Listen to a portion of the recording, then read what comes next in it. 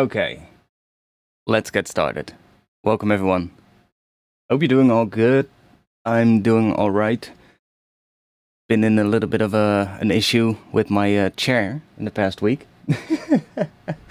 So let's hope my chair doesn't just fall apart tonight. Yeah, really weird. I came home from work earlier this week and I was like, let's go make some music. I sat down and I wanted to adjust my seating and just put my chair forward so that my legs are underneath my my desk.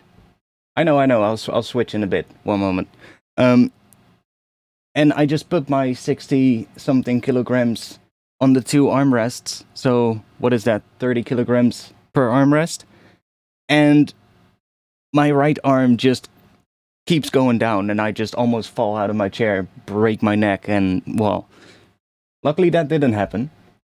But yeah, the right armrest just decided to just completely come off the chair and just completely tear off right on the weld of the armrest, and I'm like, what?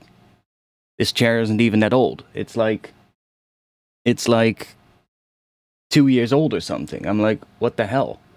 So I looked up, and the chair is literally, well, at the time it happened, it was literally like 2 years and 2 weeks old, or 2 years and 3 weeks, something like that. And of course, the warranty is 2 years. Absolutely phenomenal. It's almost as if they plan it, you know? So that's a bit shit. Now I temporarily fixed it. One whole roll of duct tape came to the rescue, and well, it's kind of attached now. Like, I tried without for like a day, and I think I fell out of my chair almost 3 times, because I'm so used to having an armrest, and it's also my right arm that is the arm that I use with my mouse. So I always have my elbow resting on that armrest, right? So it's really annoying, and I was like, well, what can I do? So I just duct taped it to it, and now it's kind of attached, but hey, I'm not that big. Like I'm lucky if I get up to 65 kilograms. Like that would be impressive if I can make it up to 65. I think the last time that's happened is quite a while ago. Also, I've reached 80k subscribers, so thanks for all of that. I'll have a beer in just a bit. Thanks for that. And I've been making a new Ableton theme. I hope you like this theme. I kind of like where this one is going. You have a GT Omega around $200. You can change every part and screws. Well, I have a Corsair which was like $300, I believe.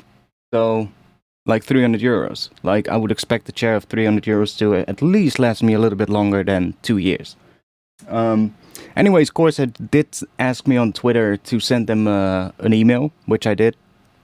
And today I got an email back asking for the serial number and a proof of warranty, even though I stated in the tweet that I sent about it that it had just extended the warranty. So, I don't know what that's gonna be about, but we'll see. Yeah, I've been playing around with the theme here. I've been trying to make a bit of a nice theme, and I kind of like where the color is going. It's like how these look now. Kind of looks pretty nice. There's a couple of cool little details that I managed to do that I didn't even know were possible. Like, for instance, if you click on a knob, see that it just displays that frame. I was able to make that orange as well. And then if you click on one of these things here, it highlights it like that, which is kind of nice. Which I know there's a color for that highlight, but I never knew where that color was, because I don't think it's even listed in the there's like that website, right, called livethemes.something, where you can make an Ableton live theme, but it's kind of outdated. There's a lot of things in there that are not listed. There's a lot of things in the theme that you can change that are not listed on that website. So I was actually just going through the theme file and just looking in the code or in the text code of that, and I was just seeing all these different things that were not in that website, and I was like, what does this do? What does that do?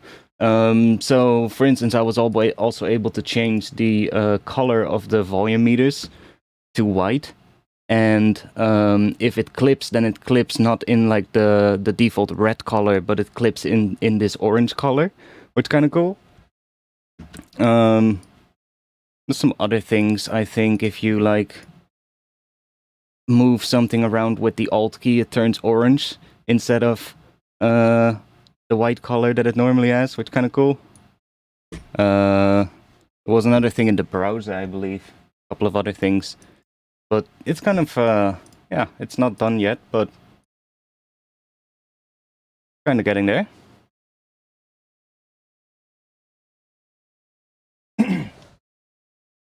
So I'll probably release this one, well, pretty soon, I think. And it will come obviously with a matching mini meters theme. So if we just go and let's turn the audio back on here. There we go. So if we go and use mini meters, you can see kind of matching colors as well. So I will do that. I probably should. I've just noticed, by the way, the kilohertz theme. I probably should make one for the kilohertz plugins with the same colors as well, so I can include that as well. That would probably be quite good. And there's another thing that I will maybe include with the theme, or maybe later. It's not gonna be part of the theme itself because you're gonna have to do it separate. But you might notice that the colors of these tracks are slightly different from the default colors in Ableton. And I can show you, because if I right click here, look at my colors. Custom color codes for clips and tracks. I found on Twitter or X that somebody was making a tool to change the colors in Ableton. And I contacted him. I said like, yo, I would love to test it out. And I basically got access to it before it is released. Well, it's basically done, but it's not released yet. But that tool will also include a way to export presets, which then other people can load in the tool, and then you basically it's just a little piece of software that you run when Ableton is not running. You tell the software where Ableton is, or most of the time it will. In my case, at least, it found it automatically where the installation was. You just say yes, you use that installation of Ableton. It then searches through the code of Ableton for the color codes of the clips, because they're not labeled. They're not in like a separate text file, for instance, like with the themes. They're actually embedded in the code of Ableton. So it then searches the codes for the colors in the code of Ableton. You can then you get like a little editor where you can just change all the color swatches, and then you can click a patch button and it just patches those colors in Ableton's code. And then you just close the tool and you launch Ableton and you have custom colors, which is really nice. So that way I can also make color themes for this one that will work with the theme that I make, for instance. But this will also translate to all your other themes. So if you load up one of the default Ableton themes, you will still have these colors. I don't know when it's going to be released though, so that's why I said maybe it will not be included with the theme itself. Kind of depends, how long it takes for him to release it. Don't want to, put pressure on him. But it's nice. It's something I was looking for such a long time. I was like, in the Ableton theme file, there's like a couple of options. I think it's like 16 different options or something that are called clip 1, clip 2, clip 3, and so forth. And they all have a different color. And I always thought like that those corresponded to the color swatches in Ableton here. And that it was just like, I don't know, the top row or something, and then the different shades were then calculated or something from those colors. But apparently that was not the case, because I also tried changing them and I never really saw anything happening in Ableton. I was like, I don't know what these values do, because I can change them to any type of color, but I don't see anything in Ableton change into that color. So I think they're just placeholder values that really don't do anything. But yeah, now it's going to be possible soon. So that's really nice. For people that like color-coded stuff, that's nice. It does take a bit of time, to set it up. You have to, well, what I did is I just went into Photoshop and I just used Photoshop to basically create a whole color code image, and then I just copied all the values into the theme, into the editor tool, and that's what was actually pretty easy. How did you get all those emojis on the groups? These are just Unicode characters. So if you search Unicode emoji list on Google, you will get a website link at the top, which is called, basically on unicode.org, which is just a list of all the possible emojis that you can use in text format. And you can, I believe, that first column, which is called browser, you can just copy any of those, because it just functions as text. It's like, and there's a lot of them, and they all have, these are the same ones that you'll see on your phone, basically. It's a little bit slow, that website, for some reason, but it is what it is. Maybe there's a different website where you can find them. Anyways, I want to work on a little bit of a thing here. I found an intro in my project folder. I was going through some projects before the stream, and I was like, can I find something that we can maybe work on and see if we can turn it into something cool? And I found this, and I really like this atmosphere thing here. It has a really interesting vibe, or, well, it's not too much yet, but it sounds really interesting, and I think we could definitely make it work. So I'll play you what we have, and then, yeah, we'll get into it. Oh, let me mute that intro thing. There we go.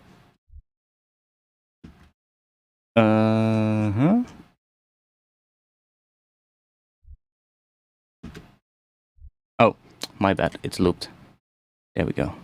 This should be here. There we go.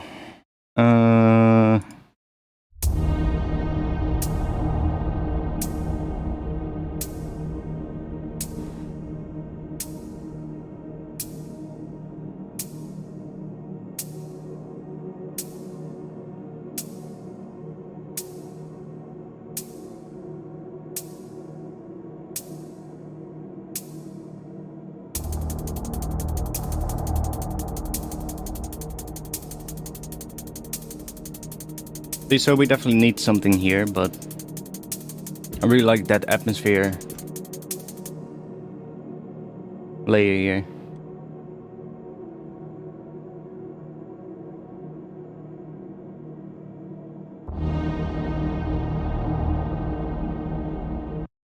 It's made out of a bunch of things. Got like the low atmosphere thing, and we got some other, that thing. That's just a saw wave plug with reverb on it. This thing is not being used. I'm not sure what that is.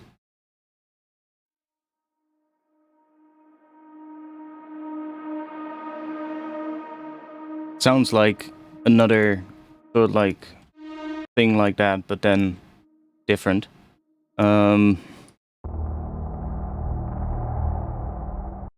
Okay. I think this one is, yeah. This layer, I'm hearing a lot of cool stuff in this layer.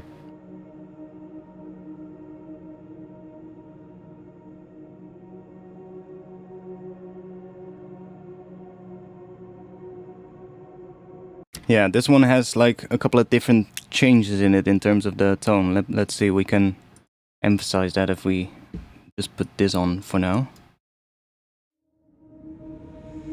You can hear it more.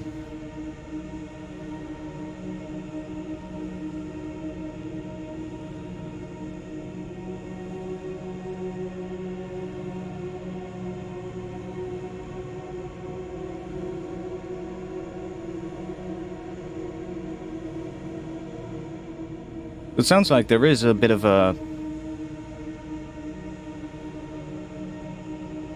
There are a couple of different notes in there, so I want to figure out what the scale is of that real quick. Because that's one thing I didn't do before the stream. Probably should have, but hey, whatever. Let's just load up a piano. I'm kind of wondering if it's D sharp minor or E flat minor, or if it's A flat minor, I think. Can we make that louder so we can actually hear it? And up.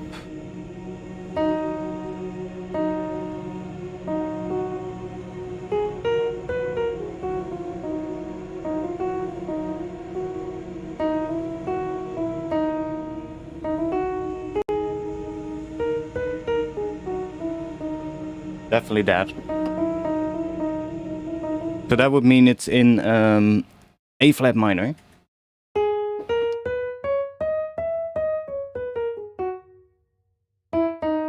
But we're probably gonna be more around that E flat as the root note. So that would mean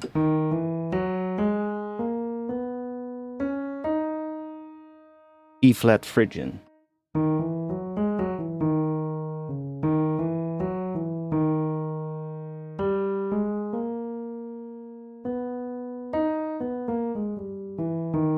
And we can also go major Phrygian every now and then. That could be cool.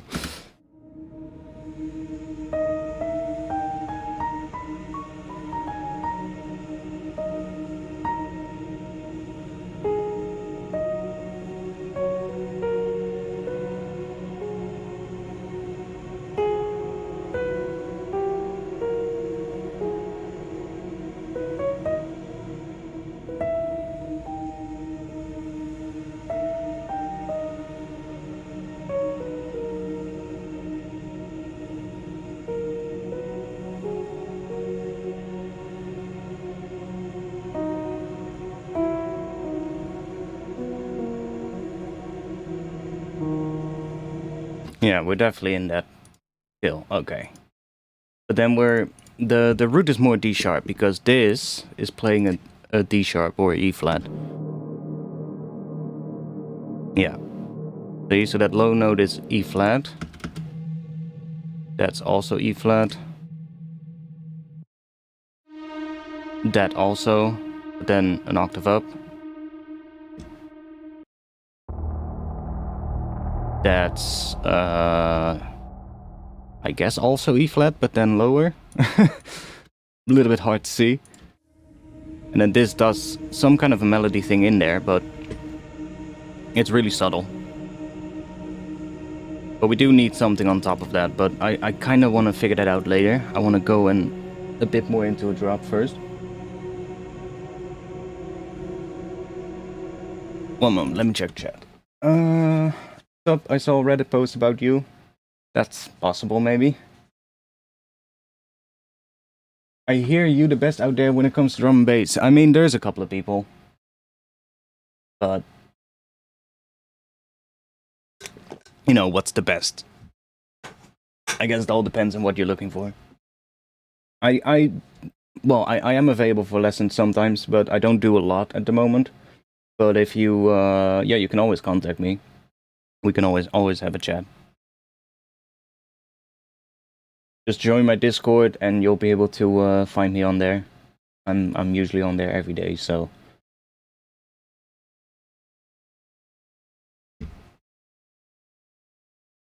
Right, so what else is in here? I think the drums... There's one thing turned off, so I want to see what that is. I mean, there's nothing on here, but there's this MDD snake thing, which basically just generates MIDI notes, and that's turning on here. So let's see what that is about. Okay. Not sure if that'll fit, but...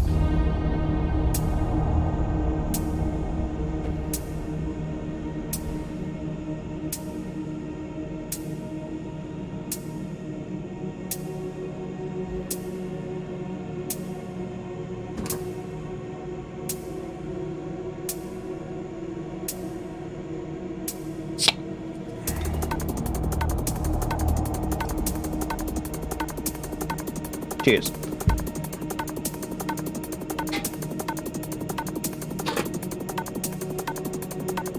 Nah, not really the vibe I'm looking for, I guess.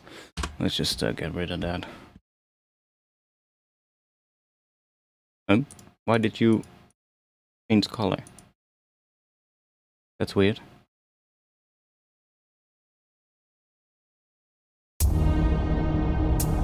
So, I have a bit of an idea of where I want to take this.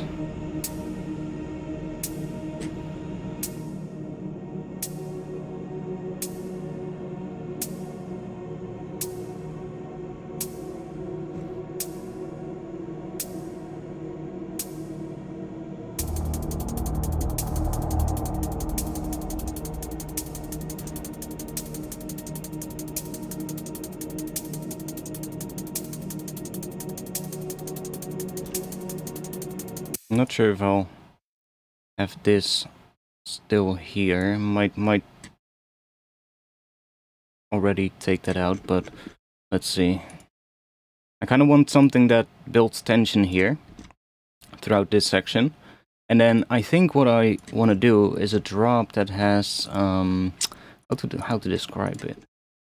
Well, I want to play around with like some distortion and a bit of a bass sound that is like kind of like an 808 maybe, but then has like a top layer on top of it that is then feeding into the distortion together with that low layer, and then see if we can find like some really interesting distortion.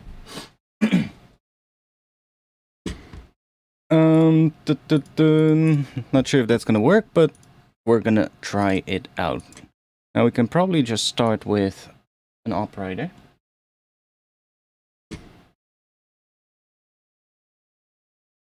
Let's just see, what are we... maybe we should do a little bit of a thing that adds tension here. And just... we do some strings. Like maybe violins or something.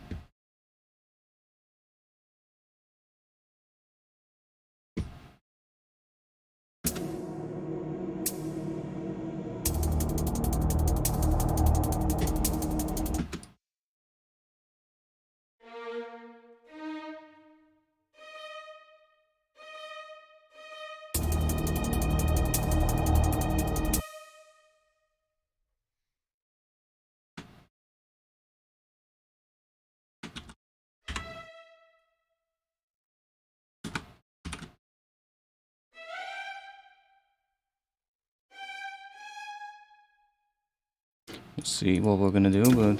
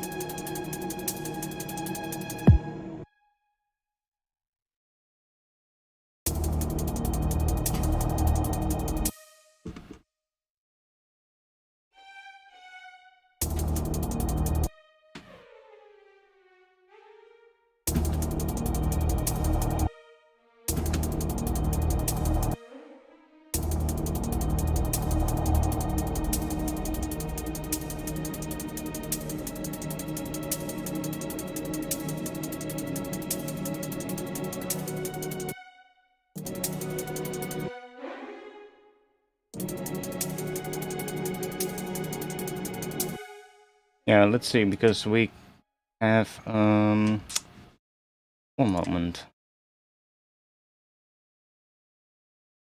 What would be a cool, because we need probably a chord change in there as well. for what I have in mind to work, like in the drop, there needs to be like probably just 2 chords, honestly. And one is going to be that E flat. We might have 3 chords. We could have that E flat and E, and then 1 extra chord. Probably A flat, honestly. Let's see.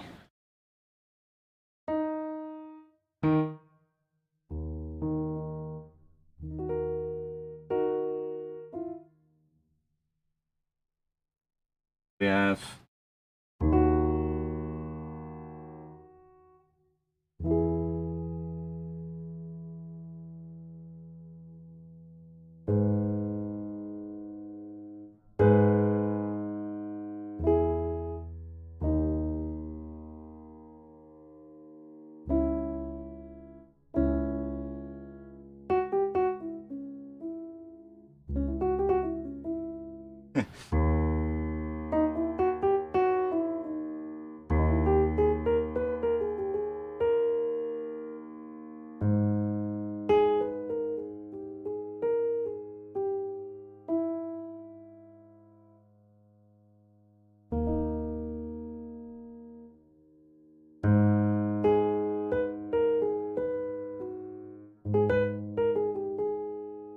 so probably we want to go from there to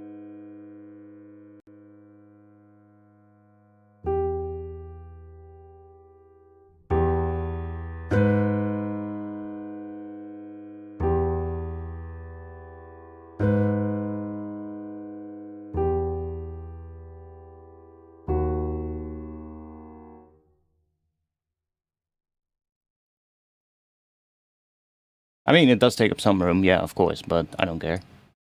Not that much.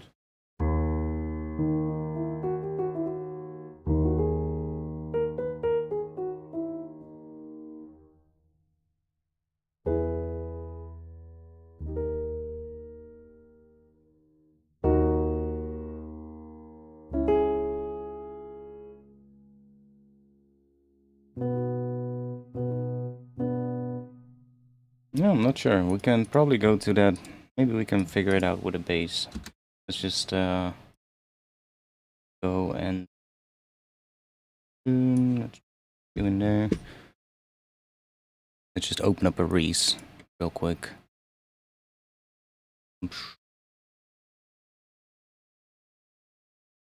Serum, probably have a Reese in there.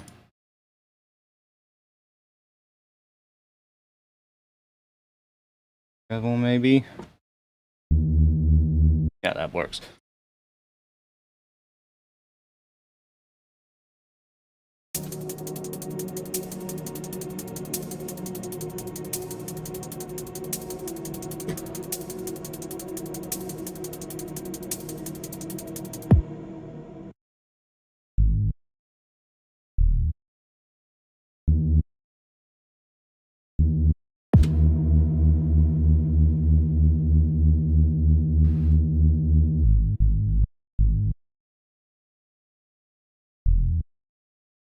Yeah. We're probably gonna go with something along E flat, to A flat, to E or something.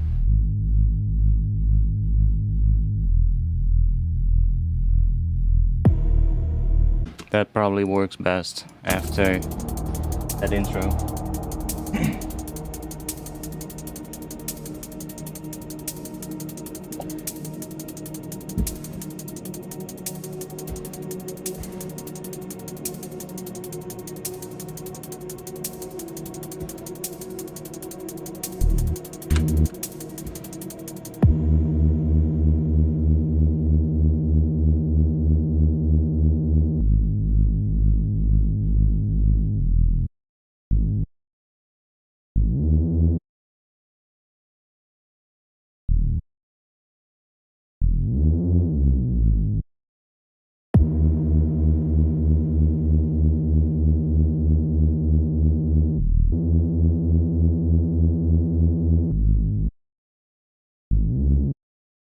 Also go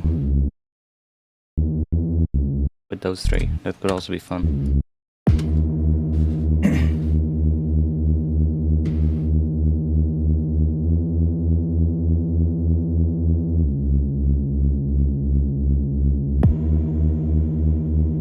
That could also be fun.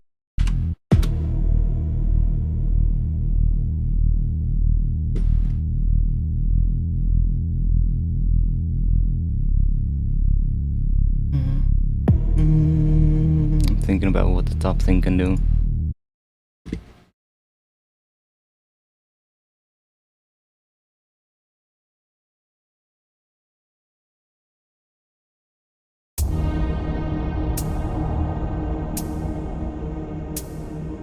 Let's put this an octave up because there's already bass layer, so we'll clash anyway if we have it at the low octave.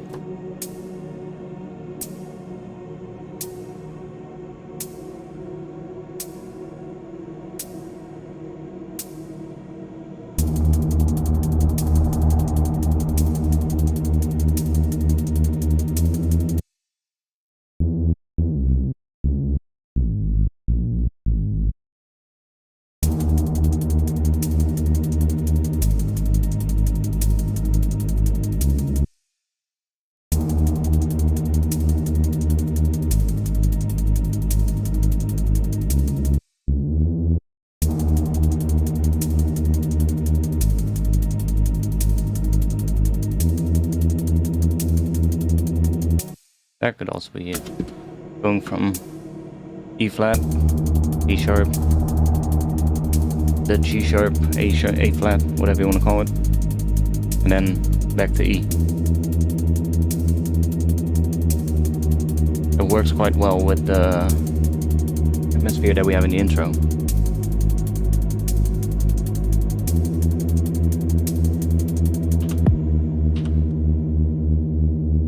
Obviously we want to have a different bass than this, but I think that could be the pattern that we're gonna go for.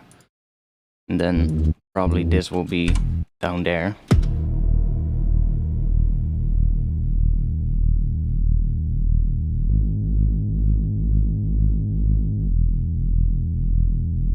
And then we'll have more like an 808 kind of. So that here, mute you.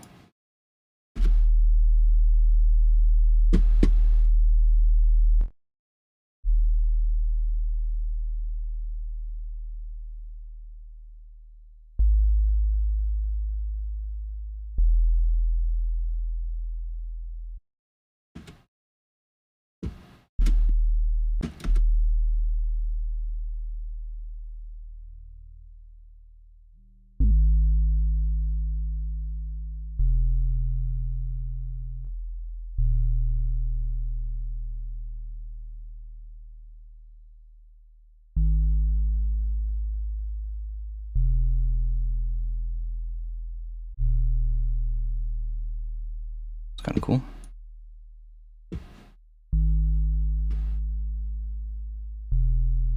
We can play around with this if we want,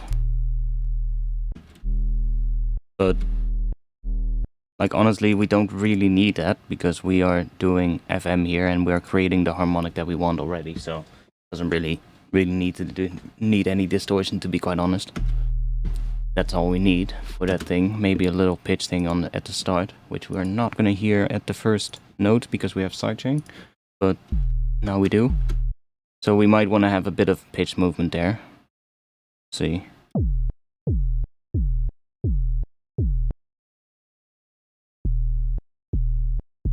Like very short maybe.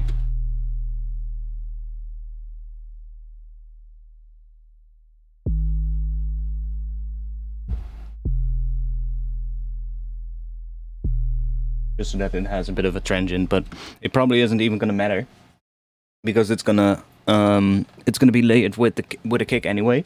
Like we're probably gonna have a kick hitting on exactly that note, but maybe there'll be like a little section in between where we do like a little, I don't know, some pitch bend thing, or like there will be like a little gap and then a new note triggering right before a kick or something, and then that pitch envelope will kind of come into play. I see your roles are dolls. Don't have one yet. Oh, in the Discord. That's fine. That's fine. We don't do a purge of members that often, and you can always just pick one. You know, doesn't really matter. It's not like It's not like if you pick a doll and then you don't use that doll, we're gonna come after you, you know, and smack you down with a baton or something. No. There's people in the Discord server that literally just chose a specific doll because they wanted to have that color in the Discord server for their name. You know, it doesn't matter. Just pick one. It's just, you know, every now and then we do a purge of members, and everybody that has not been active and also has not assigned a user role to their account in the server, those people might get removed after, like, when we do decide to do a purge. But that's like, I think the last one is quite a while ago, so we don't really do that often.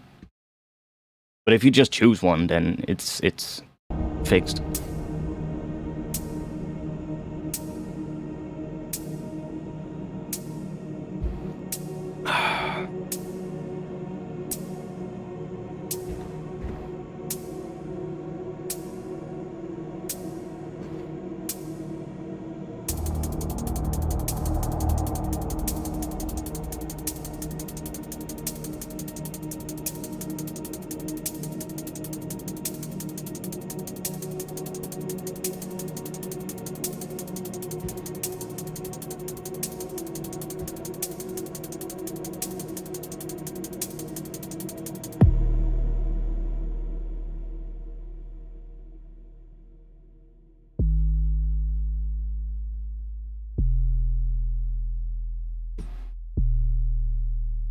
Okay.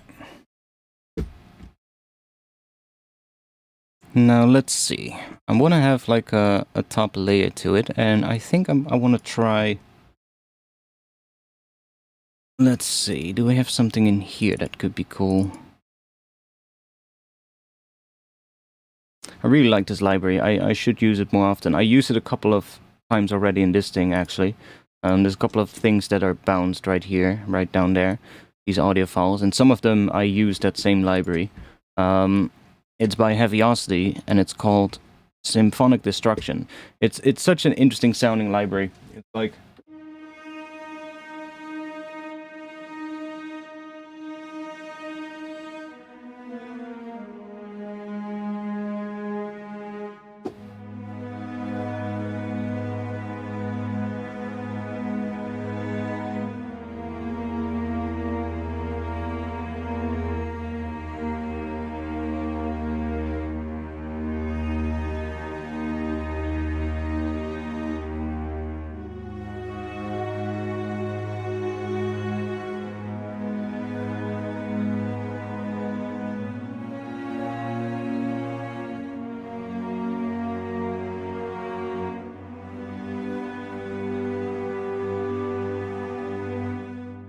But we might be able to use this. Let's see if we can find...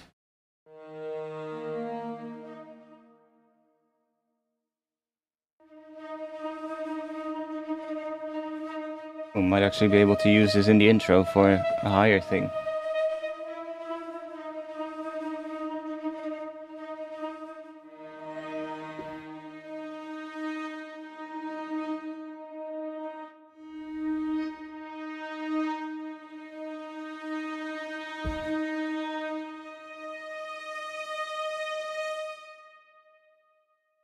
Let's see.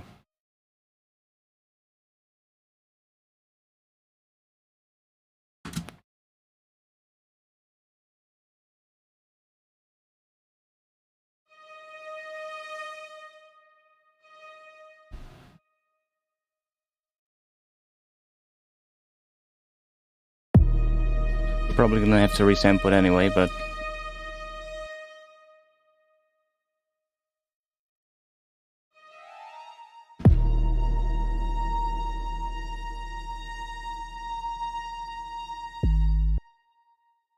And this goes to that. So what if we go...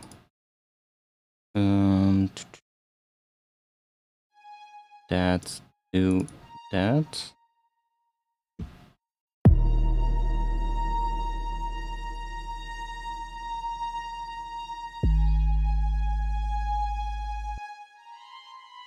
To that. Let's see what happens if we have that. And then we probably want to have this thing You probably want to make it a bit more like it's actually decaying as well. So we can just use the mod wheel. Like the mod wheel already is assigned to that anyway. So if we just grab this, just do this. Not sure if this is gonna work, but we'll see.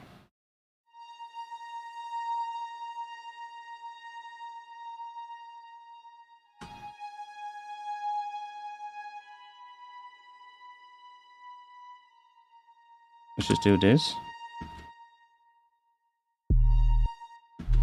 Now right now it sounds like absolutely nothing. But we want to see what happens if we start distorting the two together, and then we probably will change the notes around as well. But first, we need to make sure that we don't have anything unnecessary in this thing. Looks like there's nothing there, but there's probably some stuff down here that we don't need. Do something like that. Hey there again! Oh, my bad. I bumped into the mic. I was wondering for today, do you have any advice for writer's block? Currently pretty stuck and I have a deadline for a track which is stressing me out. Put yourself out of your comfort zone. That works pretty well. Try using a tool that you've never used, a plugin that you never use, or I don't know. If you always work in MIDI, try working in audio for a change. Something like that. Set yourself some boundaries. Like today, I'm gonna make everything with a specific synth. Could also be something that you could try. Or what else? What else are good things to do? I mean, there's plenty of things you can do, but sometimes, you know, sometimes you just have, or at least that's how I am. Sometimes I'm just not in the mood, you know, and I can keep trying to force things, and it's just not going to happen. That sometimes happens as well, and I think it's also important to recognize when those moments happen, instead of just forcing or brute forcing it and trying to make something happen. Which, I mean, to some degree you can also do that, you know, but it's not easy.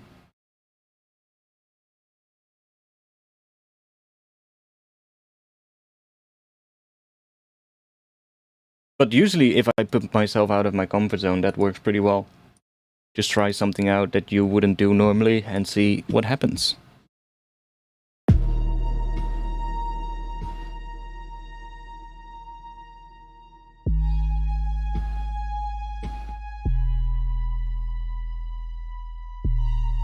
Okay, let's put reverb on this layer.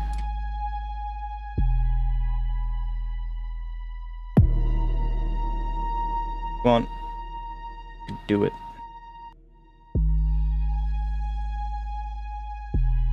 Quite a lot, probably.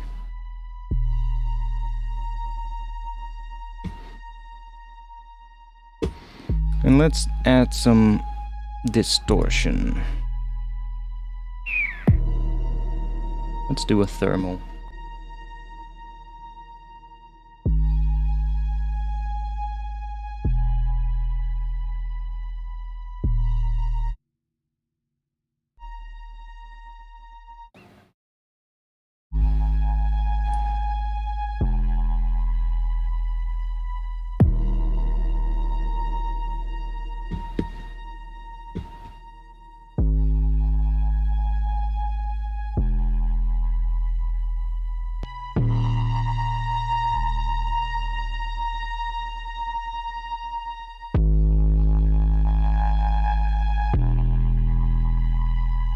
Ooh.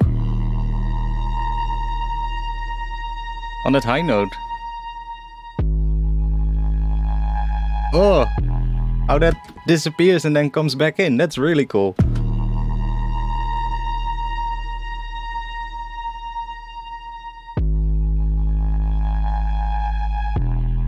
Ooh. Can we get that to happen across all the notes? That would be sick. But I'm already hearing some stuff happening that is kind of cool.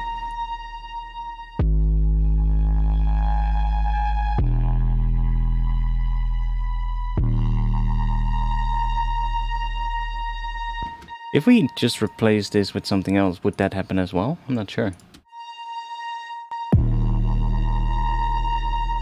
Let's see what happens if we hardcore junglist. Interesting. If we boost the volume of this,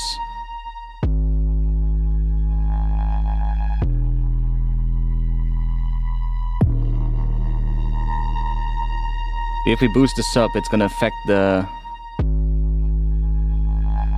distortion more. It's gonna take longer for the higher layer to come back in. If we take this down, then we're gonna hear more of that high layer.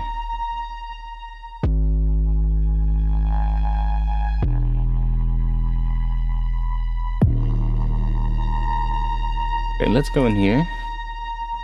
What happens if we go, I don't know.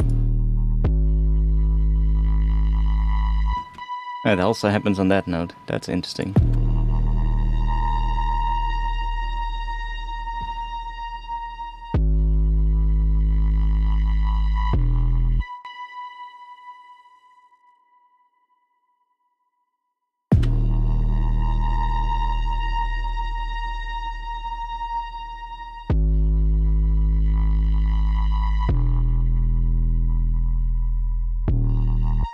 Okay, we're gonna do something else here though. Let's go into this automation. I want this to close down a lot more there. And we're also going to probably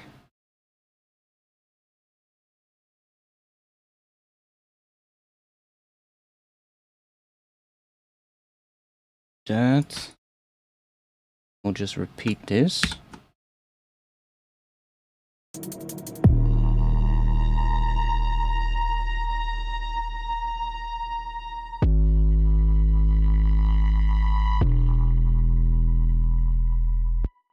I don't think we have that high note.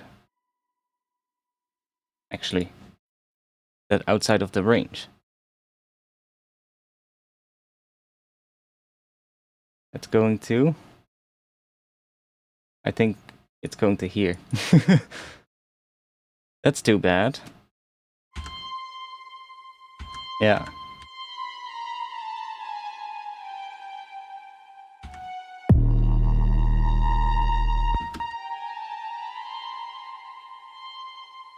Do we have...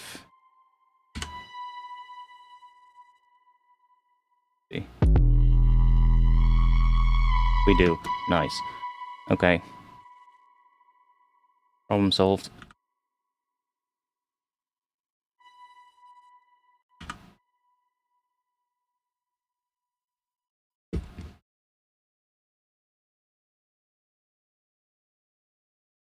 No, I want the pitch bend, please. Why can we not get the pitch bend? Did I pick the wrong one? There's a couple of those Max for Live devices. I think we need to have this one.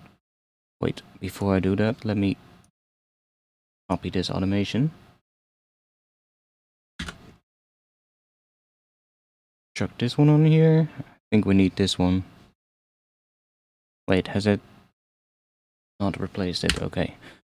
There we go. Use this one instead. Does this one? Yeah, this one does show up.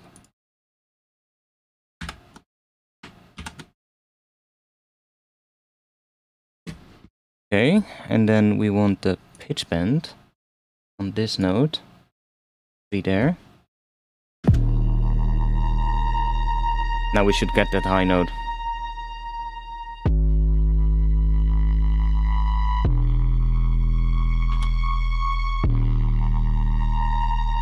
Okay. So on this one, I want that to decay a bit more. So we're just gonna do some automation on here. Let's just grab... Do it before the reverb. And we're just gonna automate the volume here. Just go down.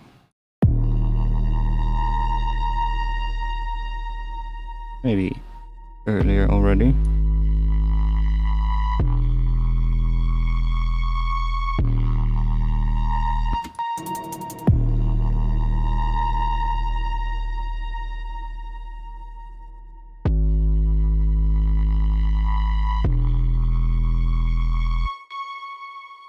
maybe go down a little bit here.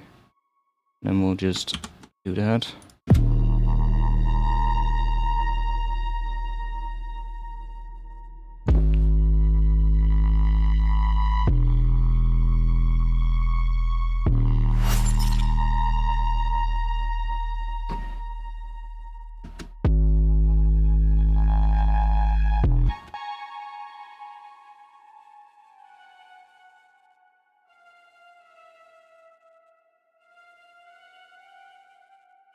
Oh yeah, we have the pitch bend here as well. I'm like, why does the note not work? I want that one to be different. We just remove the pitch bend, and then we can go to maybe there.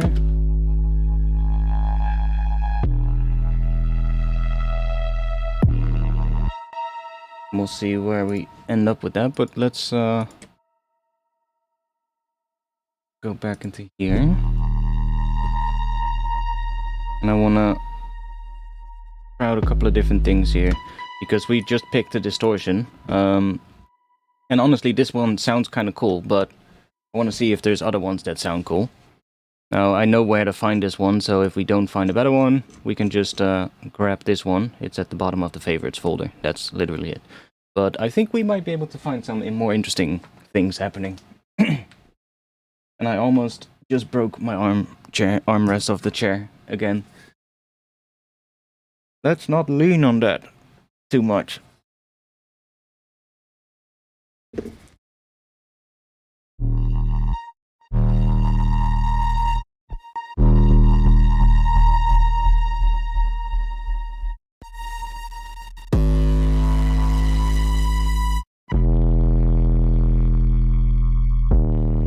Now we could also go in here and roll off a little bit of the high end if we think it gets too piercing. If we just roll off some of the high end here, and then the distortion afterwards will also regenerate some of the harmonics, of course. So we will get some of it back, but we'll probably sound a bit cleaner. Go in here.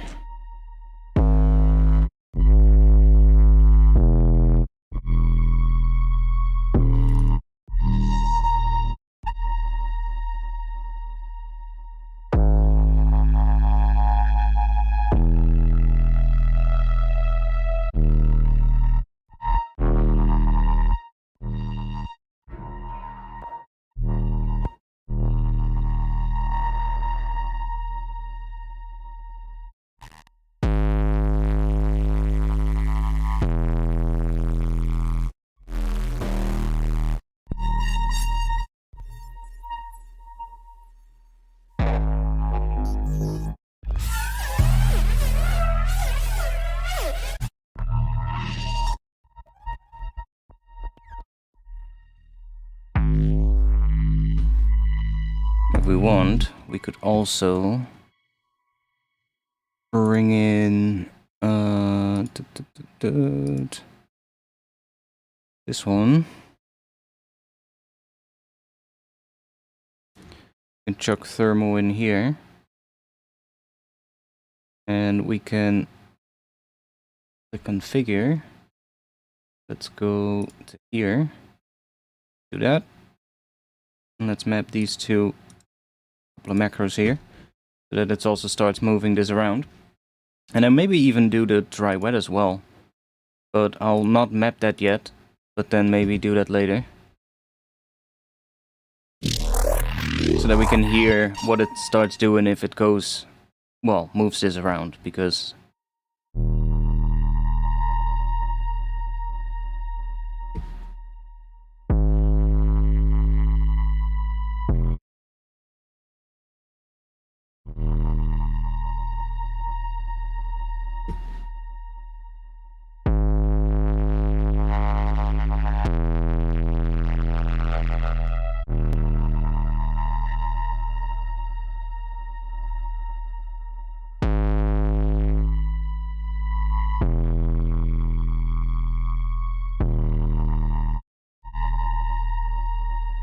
so far I still haven't found one that sounded better than that first one.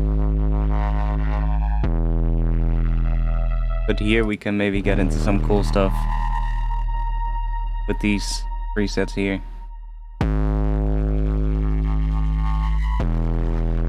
These are quite cool.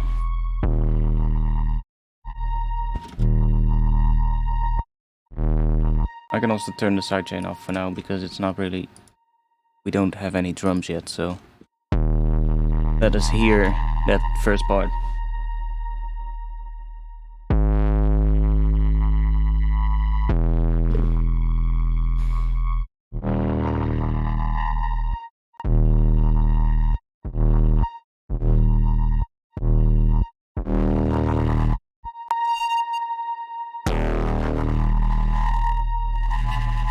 Whoa, that's weird.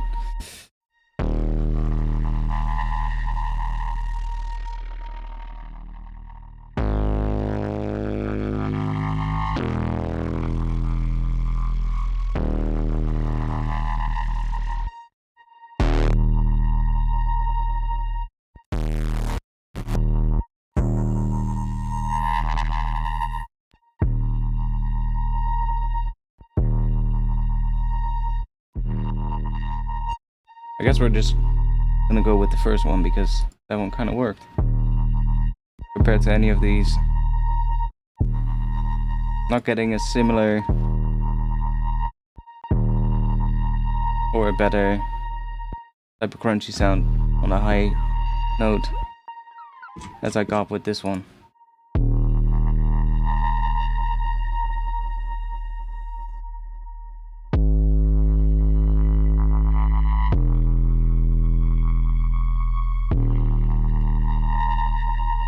I mean, now we're also not really getting it, because this is moving around. There we go. Okay. Let's just go with that first one then. That one kind of works. And then let's ungroup this, so that we don't have the movement, because apparently that makes the sound break apart. So let's just find the movement, find where it does that.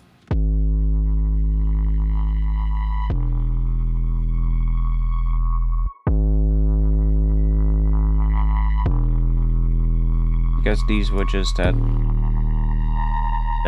but we can check. We can just click a random preset and then go into this one. Okay, so filter was all the way up and this one was halfway.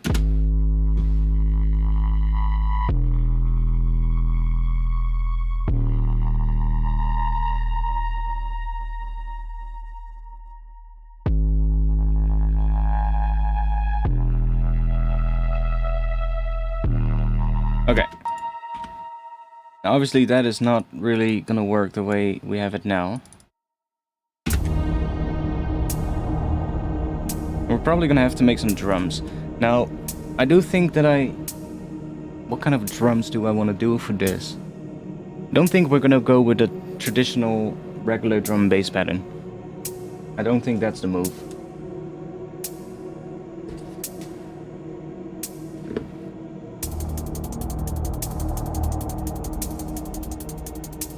Let's see, I probably have a break that is a bit more like what we want.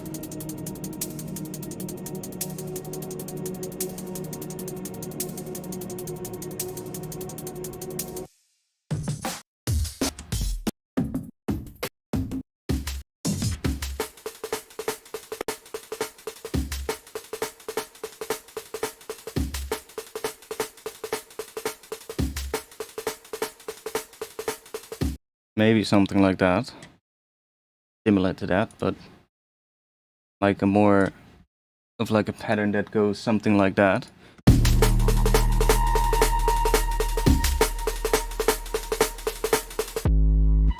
And then we probably want to have the high layer coming in later, honestly. We probably want to have a lower layer on here first that maybe just does the same notes as the sub, and then the higher the harmony layer, the higher thing will come in later as like a variation probably.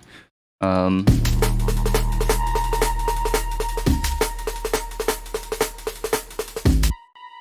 think there's a different one that is yeah, like that.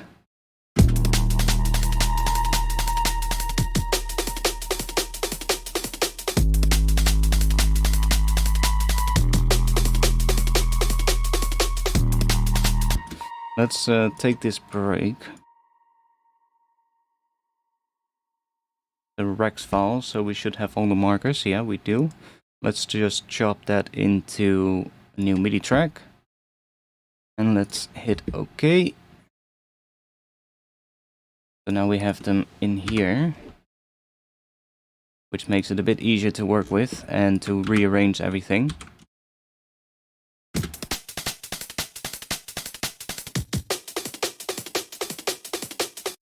Because I probably also really only want this sound for the snare, not that layer. And I think we want to have a different pattern, but it's going to be similar to this kind of a pattern.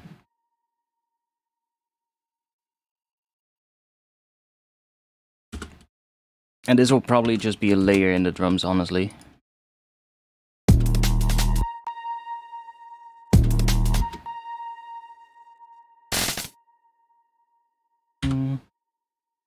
Wait, just... I think we're gonna just grab this. Grab these.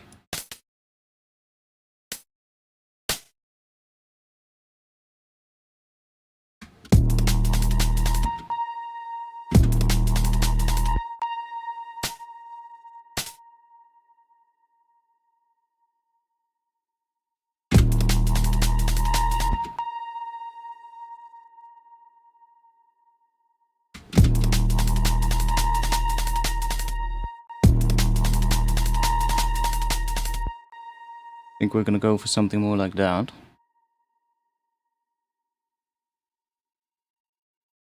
There.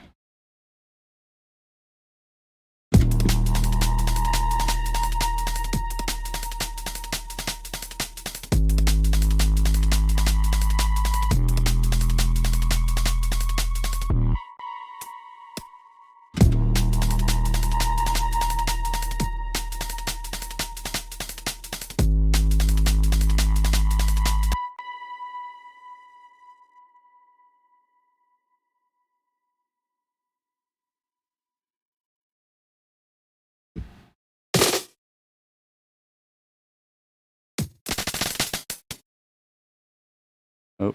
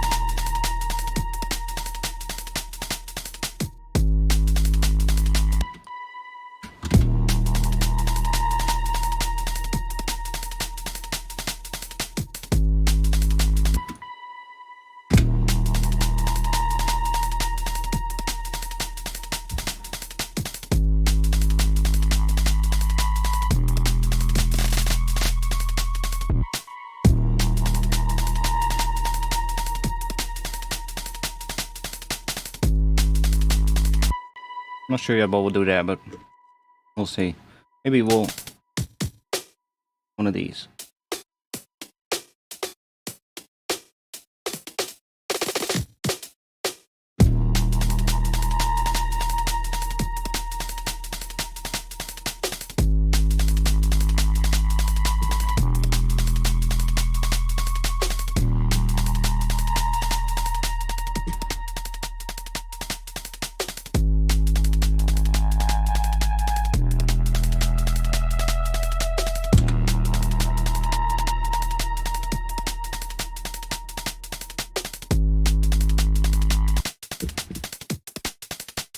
We can make these even weirder.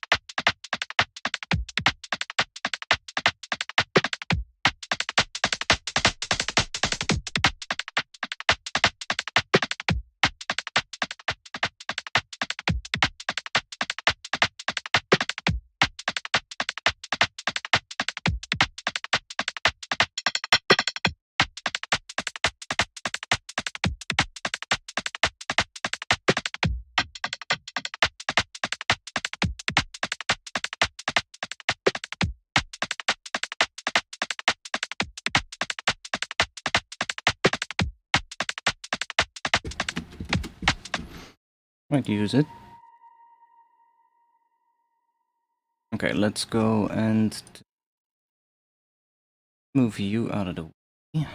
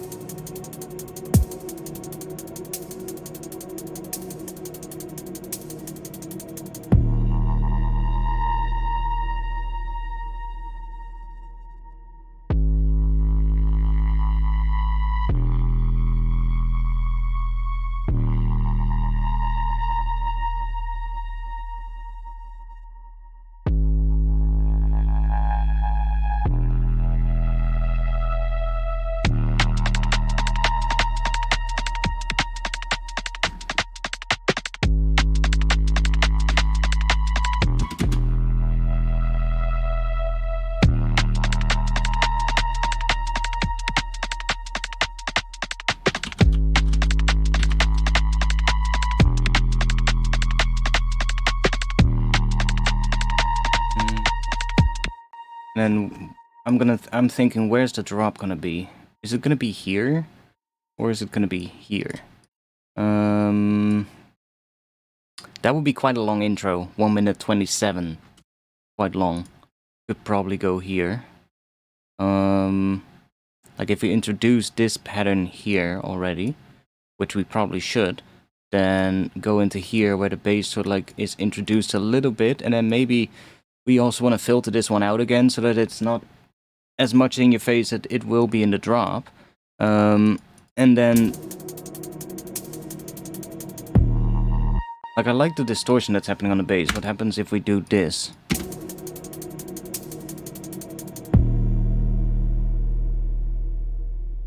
That's pretty decent as well. So I'm thinking if we just add like another little extra layer to this, like maybe some noise or something, so that that noise will kind of do the same thing or a similar thing as to what this one is doing. Just like adding a bit of high end, so that when we don't have this as a second layer, we still get a bit of extra texture on top, right? And something that interacts with that distortion and that sub bass. And then we really want to start building tension. And then I think the drop is really... I think the first part of the drop, we're just going to have that without this layer. So just like... And then we have a different drums, of course, in the drop. This could be a layer to it. But like, we're going to have to see what pattern drums is going to work. And then build up again. Yo, Greedo, welcome. Oh, by the way, the webcam will be back in just a bit, guys. Don't worry, it'll be back.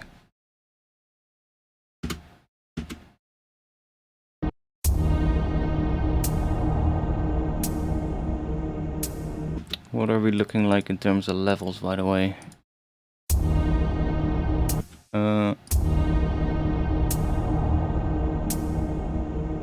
Quite a bit of width happening here, I think, as well, but not sure. Might want to check the width of that low end thing here. Make sure that it's not too crazy. And we need like a top thing here, like in this second section probably, which introduces the thing that comes in afterwards.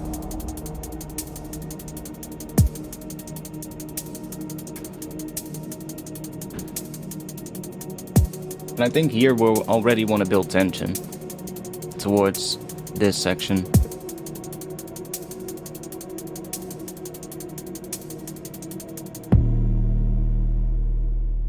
Yeah, we already want to be building tension here.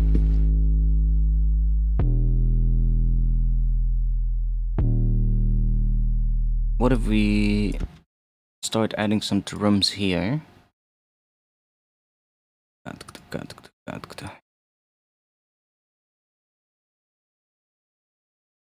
Here.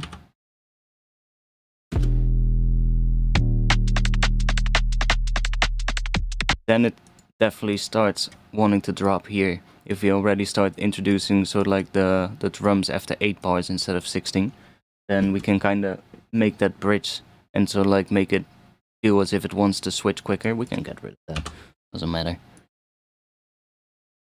And I think what I want to do is add like a little bit of a noise thing to add some emphasis on the start of this section here. So let's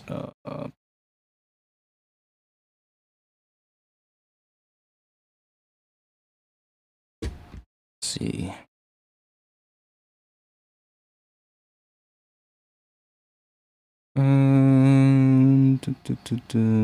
Noise sweeps. Yeah, we should have something.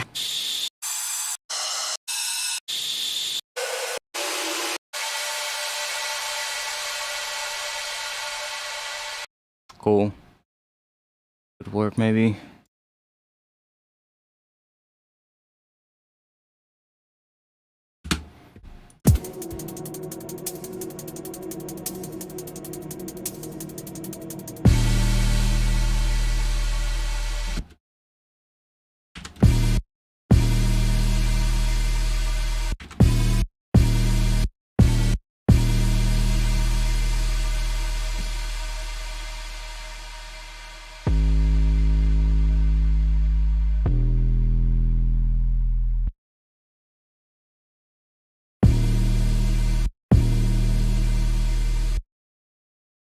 Let's add some reverb to it so it becomes a little bit longer. Let's grab. I really like this palace mode of Vintage Verb. I've been going through some of these modes here, but I really like how that palace mode sounds. Just has a really nice sound. Make it really long. Bring back some of the high end. Bring that up a bit.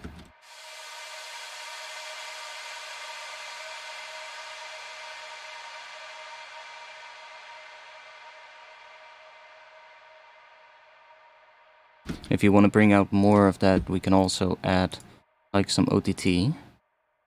Chuck that after this. And one thing you'll see immediately here, it starts bumping up the low end. If you just turn this off, then that is back again to what it was before. And this way we can really extend the length of this, something really long.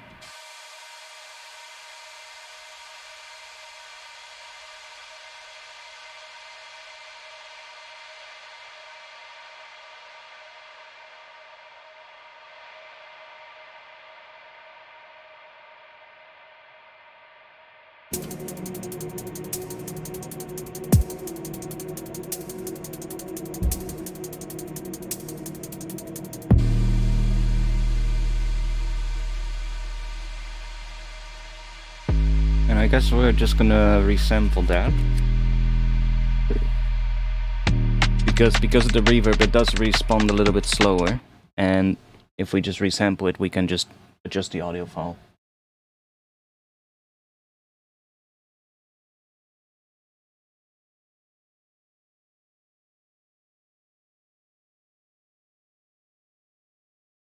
Yeah, come on. There we go. Flatten. You can also see it's really long. Let's check here. See it? It starts a little bit slow. So we can also just start it right there. And then just use this to kind of give it a bit of a fade if we want.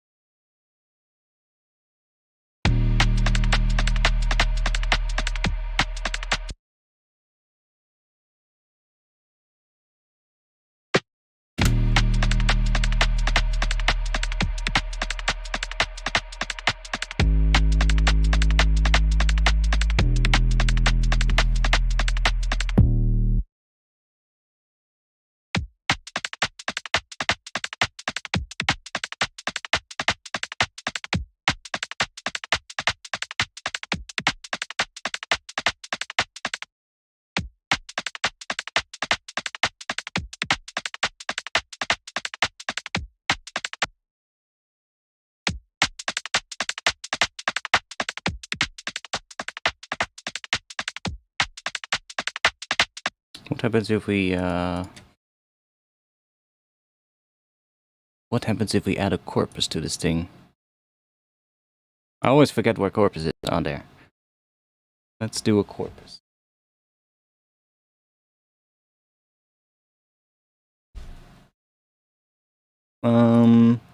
We can make corpus respond to a MIDI note if we just group this one, and then we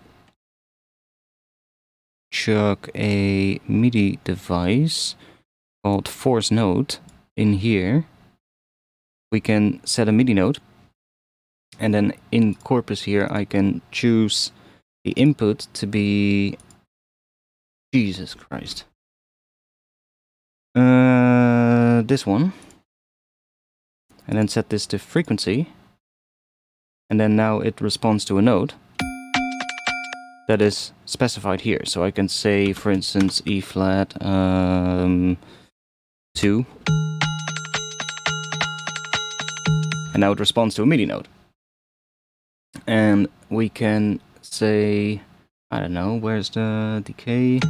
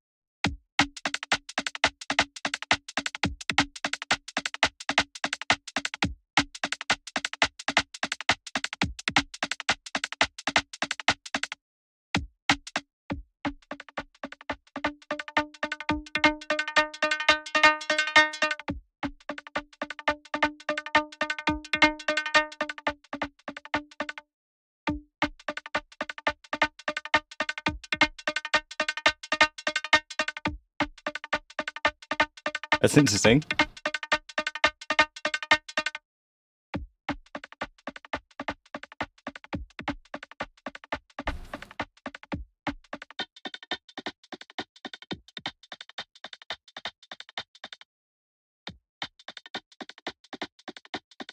Not sure why that one is bent to the right. That's a bit weird. That one as well, huh? Oh. Ah. The hit does that.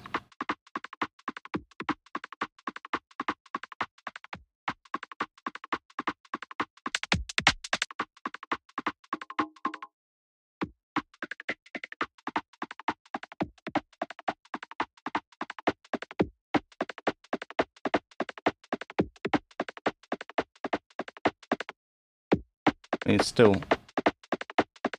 moving. Not, no. Something else is also...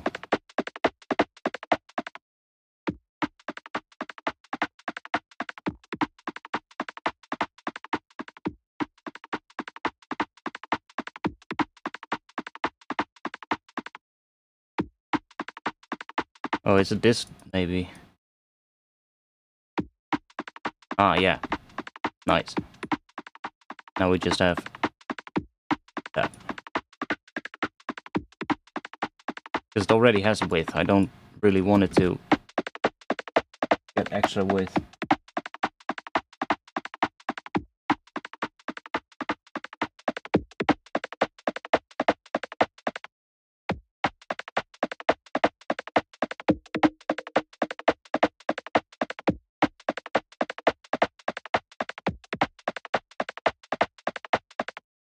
Like it just changes the tone now a little bit, because like this is without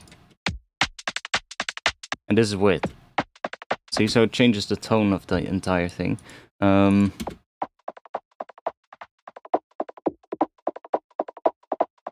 it does do some weird resonances as well.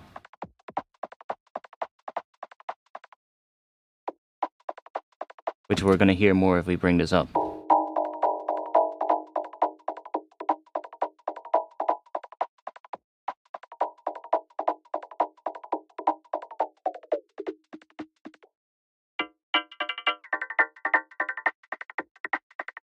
But if we bring that all the way down,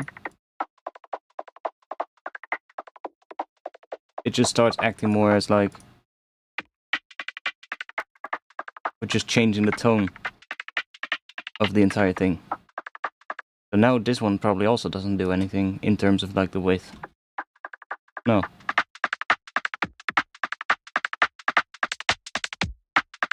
See, if we bring it all the way down, it kind of has the same volume as before. But we can really use this as a way to mess with the tone.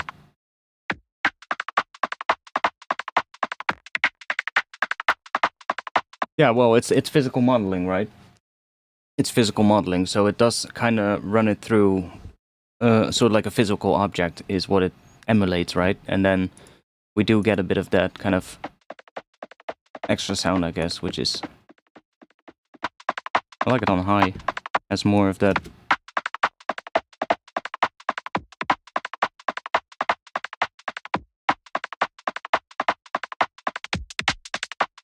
It kind of rolls off the high end a bit, but it does sound kind of cool, so... I'm not sure if it's convolution based. Probably is. Not entirely sure.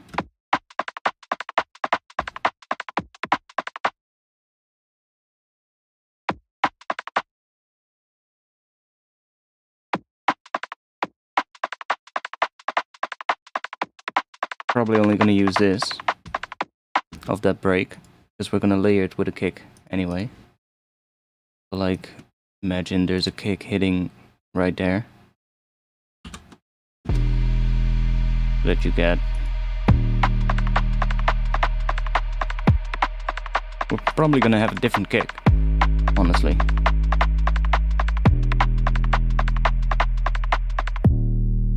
And this whole thing with the bass is probably also gonna have to change here, because we want to build here. We want it to sound as if here the bass is really gonna hit. So, I think.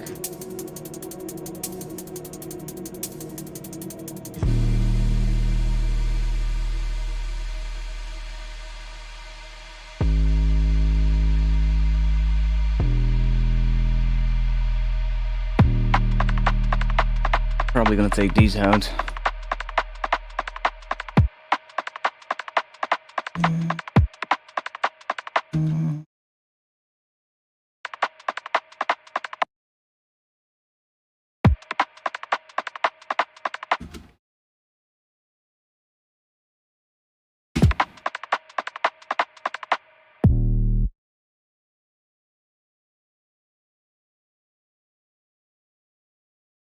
Maybe this will hit right here. So it hits on the first snare. That we really get some room for that kick to come through. And then I think what I want is a kick that is a bit more dirty than this one. So let's just duplicate this for now. Let's see if we have one.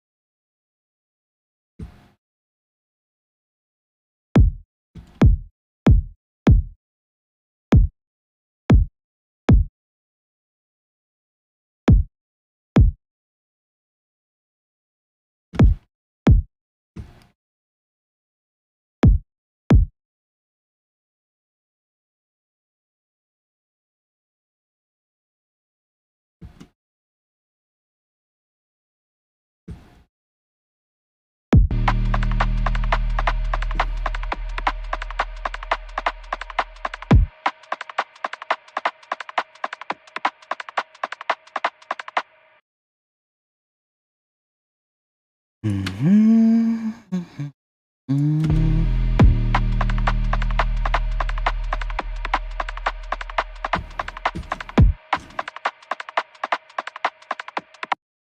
we're gonna have to do some building here as well. So let's see if we can. Let's save first.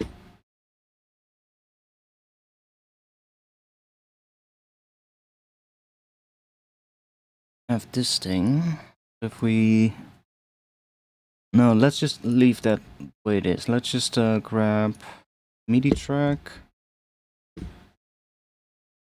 and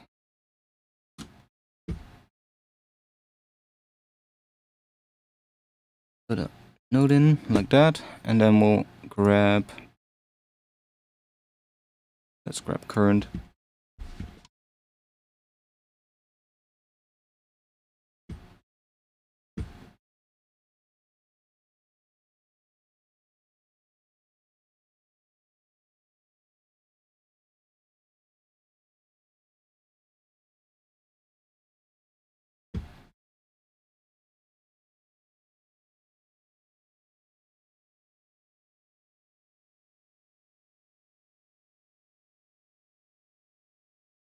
That.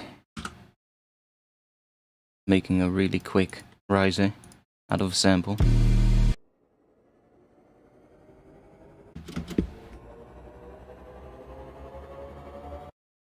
Let's turn the speed off here. Let's boost this a little bit. Put you maybe up a little. Give it a tiny bit of spray. And then maybe add, I don't know, a couple of layers.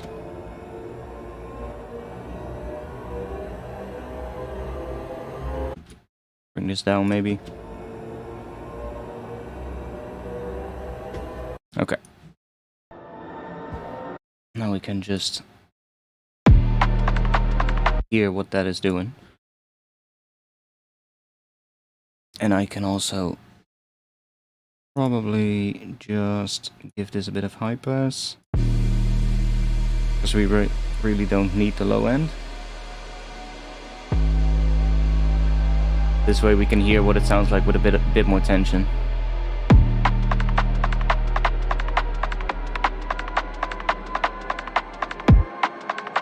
That kick is way too big, by the way. We're gonna need something that is a bit dirty, but not that big. So we're probably gonna have to make one. Go back to this one for now. Dude, that one is too small. And has not the right tone, but...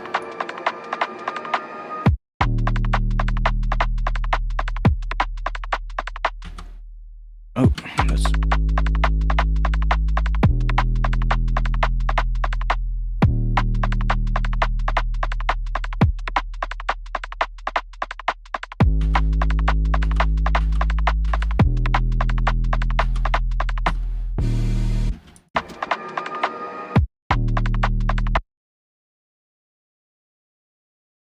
This thing...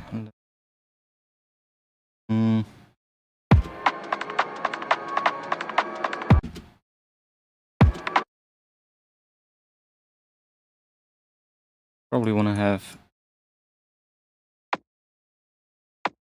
that, or...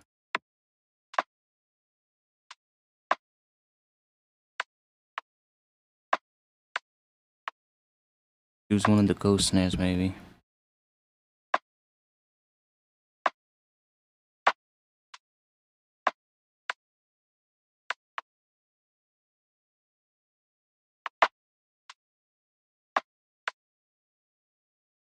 That.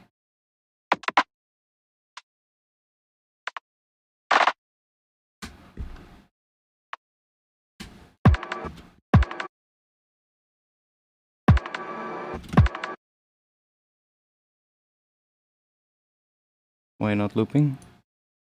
Oh, my bad.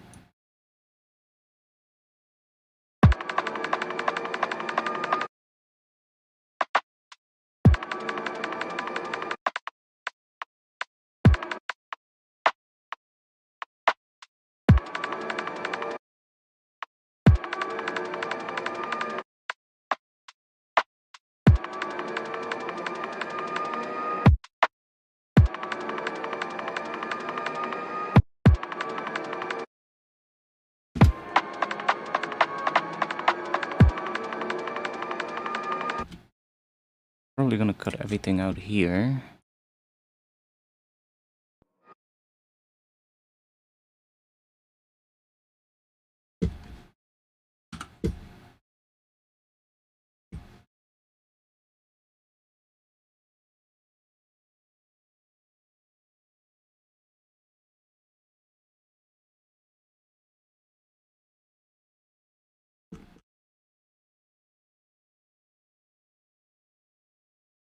Then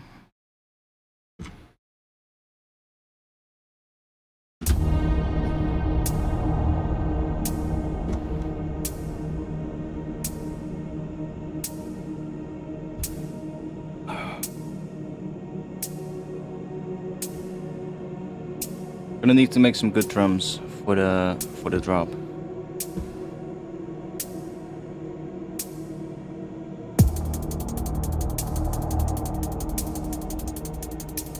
Otherwise, we're just gonna get stuck trying to do stuff. We need to make the drop at least sound a little bit big first. And then we can fix the gap, sort of like between the two. We can fix that later. It doesn't really have to be perfect now.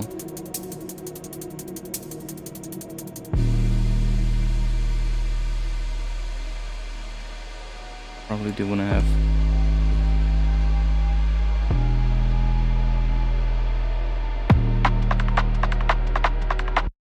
Probably gonna filter this thing as well.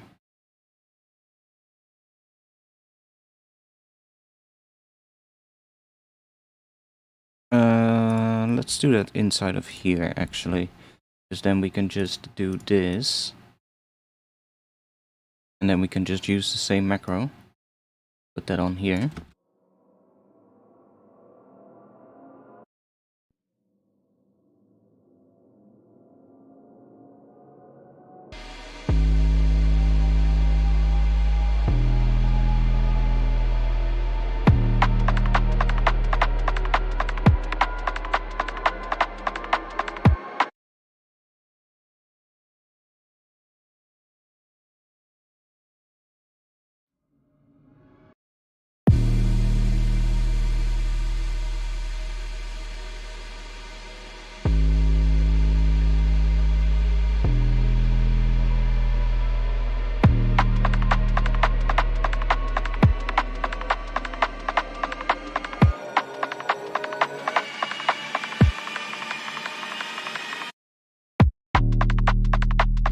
Okay.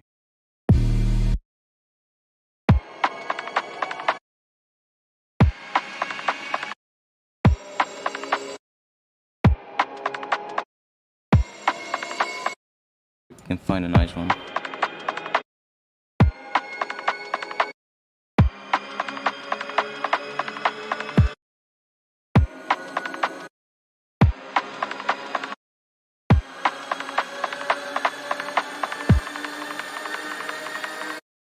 Sure, that'll do. There.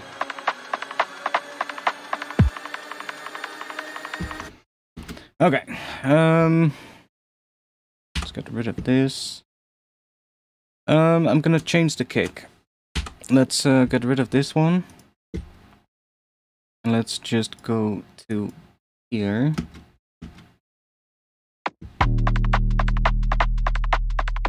And this one, by the way, I'm going to grab this rack, just chuck that on the brake. And then let's just get rid of this one. That's only responding to the kick at the moment. Let's see, we don't get anything when a kick hits.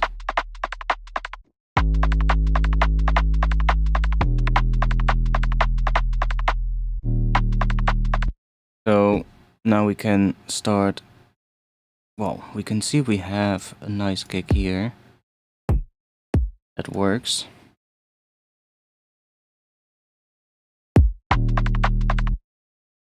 I wanna hear what that does here as well. That sounds alright, but I want something that's a bit more dirty.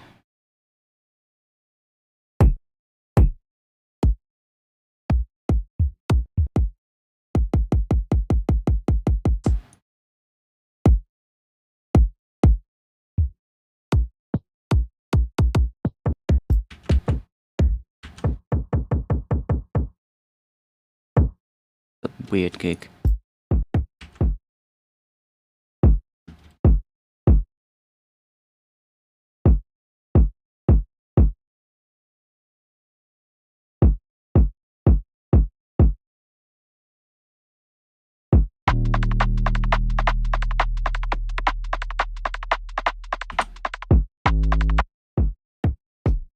I mean, we can make one. Guess we'll just make one. Eh? Gonna give us a lot more control.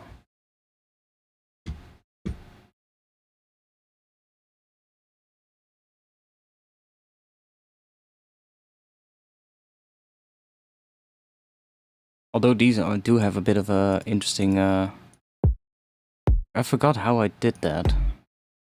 I do think some of these are done with reverb as well.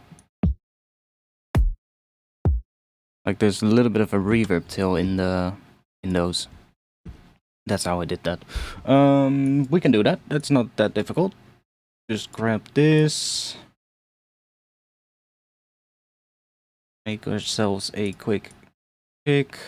Then we'll chuck our thing on there. Put that here.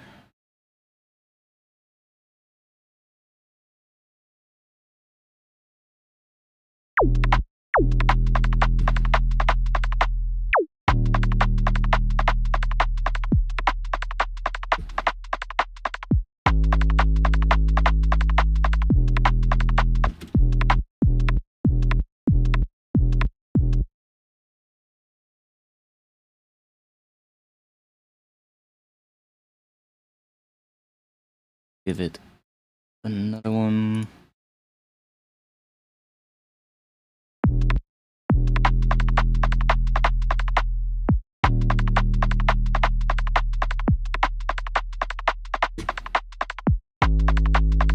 We'll not do that yet. We'll just start with that.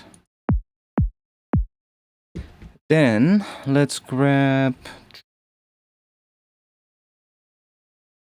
this one.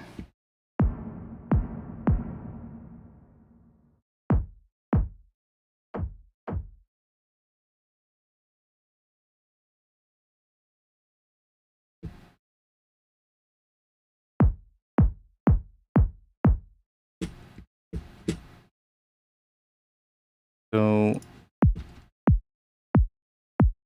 okay, work.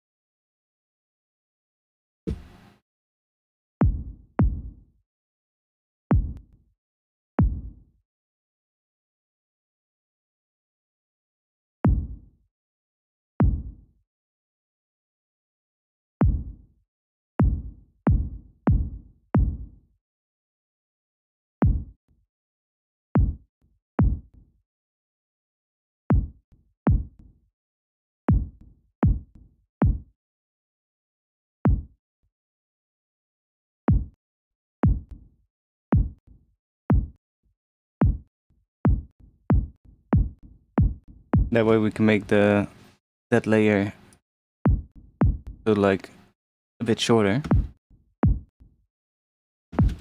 And then now it's all about, you know, just playing with the layer and maybe adding some saturation or something. We can maybe add serum effects after here. And then just go with maybe some soft clip. And we can up.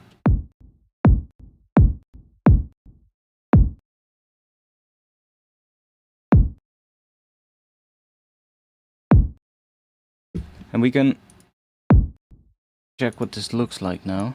We just do that. We can see how our kick looks. And you can see we get that sort of like weird thing in the tail. That's kind of why it sounds dirty. And then you can play around with the reverb to get different things happening here. So if we like if we just change this size, I don't know, to 180 instead, for instance, and do this again, you can see that that changes. So you can sort of like play around with that to get like different sounding ones. And obviously changing the type is going to do the most of a difference. So now we get a completely different thing. Also, we get that little extra thing. That's just the LFO tool not responding properly. We just do this, and we don't get that. And then we can play around with this to get like all kinds of different variations. Decay, obviously, but because we have LFO tool, we can kind of leave it a bit longer and just use LFO tool to control it.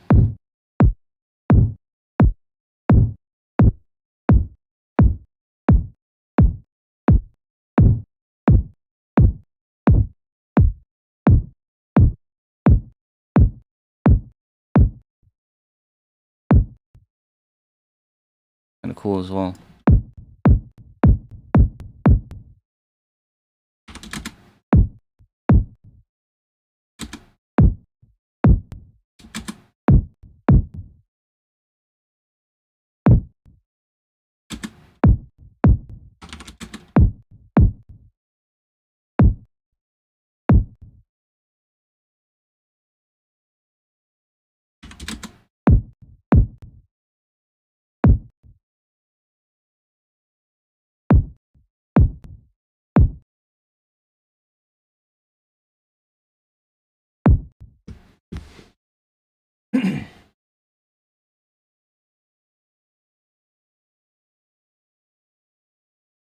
You found a Reddit post saying Steve Duda responded 5 days ago saying Serum 2 already sounds better than any synth ever made. I mean, is it even still gonna come out? You know, like the first time I heard that Steve was working on Serum 2 is so long ago. At this point, I'm just like, if it ever comes out, I'll check it out for sure. But like at this point, I'm like, we'll have to see, I guess. I'm almost out of beer. I have another one downstairs, so I'll go grab another one. We got 80,000 subscribers to celebrate. I think the backrest of my seat is also a little bit loose compared to what it was before I broke off the armrest. It's really fucking weird. I'm really curious to see what Corsair is gonna respond with, you know?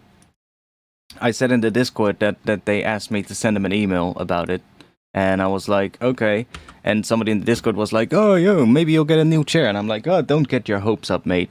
It's Corsair, come on, it's a big company. Don't get your hopes up. And I already said in the Discord, they're probably just gonna be bitching about the warranty being over, even though I specifically stated on Twitter or X, however you want to call it, my chair broke just outside of the warranty, and then a Corsair representative came into my DM saying, yo, could you please send us an email to this email address. So if they now start saying to me, "Yo, we're not gonna help you because it's 2 weeks out of warranty or 3 weeks, whatever it is," then I'm gonna be pissed.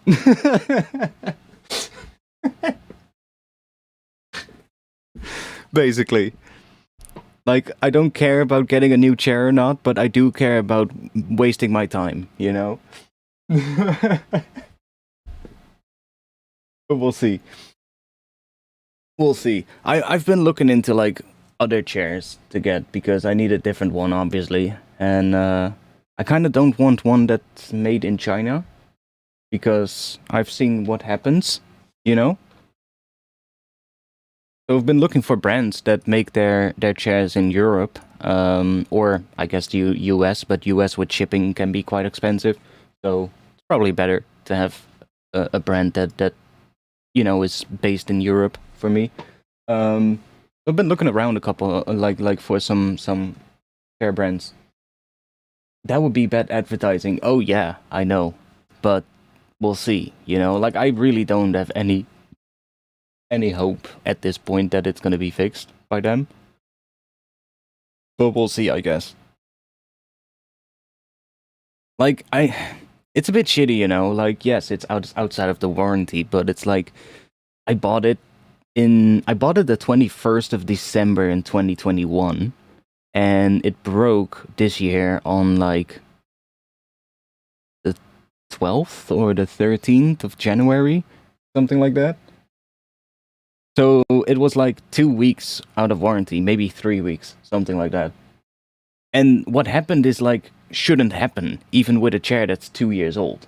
Like it shouldn't it shouldn't just snap off, just completely on the weld, right? That's not supposed to happen, especially not if your chair is rated for up to 120 kilos and you're like 60 something.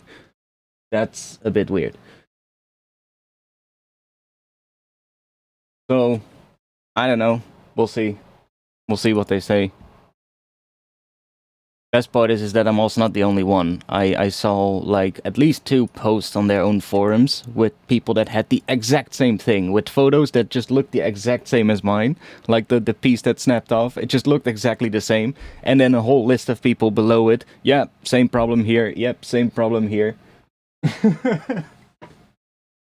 So, I don't know. That's also why I'm kind of reluctant to be like, yo, yeah, am I even gonna want to use another one of these? Bullies makes good chairs? Never heard of that one. Let me check. I did find one that actually that looks really nice. Bullies? Bullies chairs.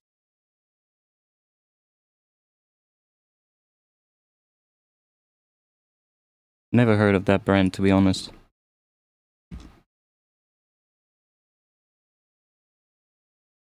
Do they have... See, this is the first thing I now always check. Okay. Do they have information about their production? They don't. Let's check the FAQ.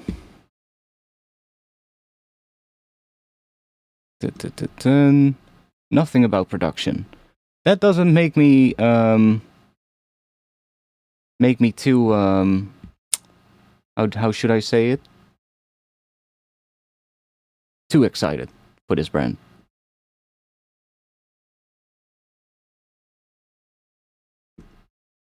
Because yes, it might ship from the UK, but that says absolutely nothing. And I don't see any little thing about production or anything like that. Maybe on a product page, although I wouldn't expect that.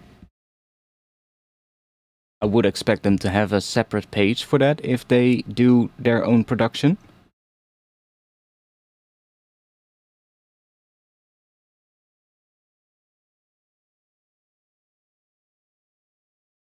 Customizable, okay, that is... Oh no, they just mean that is integrated. Okay, that's not what I am looking for. No. 2 years limited warranty. this chair is probably made in China, 100%. If they only offer 2 years of warranty, that chair is probably just made in China and then imported into the UK and then it's shipped to you. A brand that has their chairs made themselves are often offering warranties up to like 5 years or 8 years. So yeah, that is a big telling thing. That's the exact same thing as this chair. 2 years warranty, breaks 2 years and 2 weeks in, and there you go.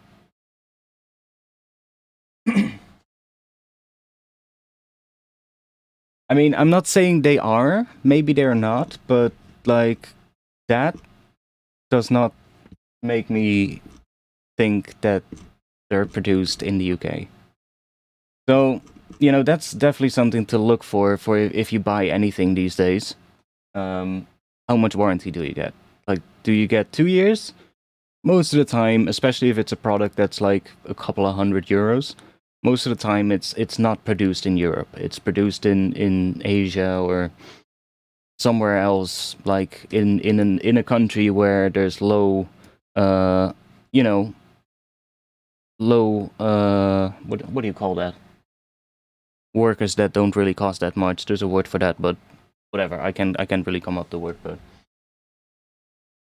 And that's the same thing. Like at the moment, if you look into like chairs, especially like the gamer chairs kind of ones, even though there's like really nice ones, but most of the ones are all produced in either China or Taiwan. Those two countries are the two countries that make most of the chair brands at the moment. A lot of the brands that you also see on like basically any website that is having, some of the brands have more like an Italian name or something, but that chair is still made in China or Taiwan and then shipped over to Europe and then put a brand on it. They'll probably even put that on it in the factory in China, to be honest. And yeah, it's low quality materials. Poor working conditions most of the time as well. That's why the labor cost is low. That's the word I was looking for. And you know, that's what you get. You know, and if I spend, let's say this one is, that's like what, 300? What is that with the current exchange rate?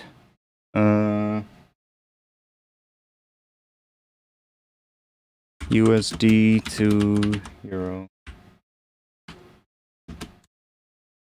Yeah, that's like 360 euros. For that amount of money, I would expect a chair that gives me a little bit more durability than 2 years. And yes, I see you can have an extended warranty, but still, that goes up to 4 years.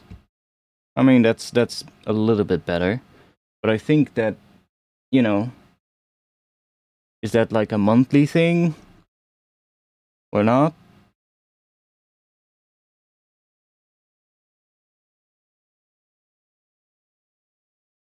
Okay, so they do have some kind of, but it's really hard if you buy products these days.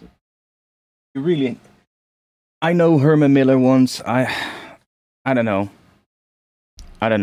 They're too expensive, even used a lot of times. But I know they're good, but I personally use them, and I don't really like them that much, honestly. Like I've used them a lot. Don't get me wrong. I worked as a graphic designer as well, and I had plenty of those chairs to use. But they're great. But are they worth what they cost? I mean, I guess maybe. I don't know. I did find one other brand that is in Germany. Was it that? Oh, that just goes to the Twitter, but that's fine too. I found these. And they look pretty cool too. Pretty nice, actually. And they are produced in Germany. So, like, I'll show you the difference with a company that is a bit more... let's see. We can go... about us. See, immediately we've got production. Bam. And immediately we've got like all kinds of information about their facilities that they use. And that just is something that you want to see. You know, that's what you want to see if you buy a product that costs a couple of €100 or up to like $1,000. You know, you want to see something like this, where they at least show a little bit more. And I know you can, of course, fake this as well. Don't get me wrong. Like, you can fake this shit as well. You can take some stock images of like a factory and, you know, create a page like this. But still, and then especially if you combine it with like a warranty of, I think it's 5 years on these. Something like that. Like right out of the bat. Yeah, 5 year. Like that already makes me like, okay, you're a little bit more confident in your own product, right? If you just offer like a 5-year warranty right off the bat. And this was one of the ones I found in Europe. There's another one I think it's called Backforce. But I'm not sure if those are produced in Europe.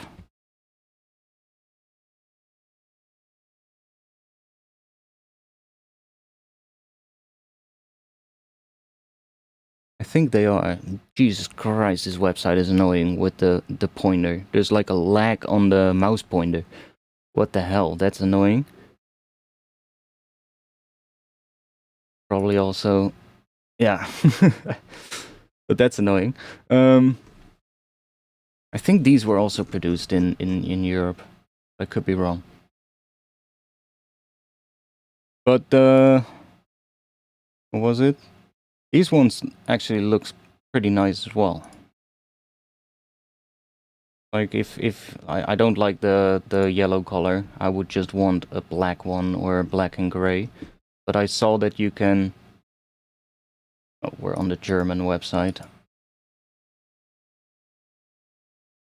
But I saw that you can get like all black as well, which is quite nice. Which is more what I would like. All black or maybe gray. Kind of decent as well. But I'm just black because you don't see any dirt on it either. That's always the best, you know? Fuck using light colored chairs. Or colored chairs, to be honest. Just use a black chair. You don't see any dirt on it. Best thing ever. But yeah, if you see them like... And yeah, German engineering usually is pretty good. Like, I have plenty of products that are of German made, German production, and they're usually pretty okay. But like usually European production is pretty good. It's just that a lot of that production has, you know, has moved overseas over the years because of the labor just being a lot cheaper overseas. That's what has happened. And companies just, you know, it's capitalism, right? Companies just looking for the cheapest solution and the most profit. So what you do, you make your production costs as low as possible. But the downside of that is that your products now are basically shit. You know? That's just what is the outcome of that. And I think we're also slowly starting to see a bit more of a change now where some companies are switching their production back, especially as, you know, like the tensions in the world are rising. But it's gonna take a while for everything to be back to like what it was like before everything went overseas in terms of the production. That's a whole nother story. But yeah, I don't know. I saw these and I was like, those look pretty nice as well. Might consider these.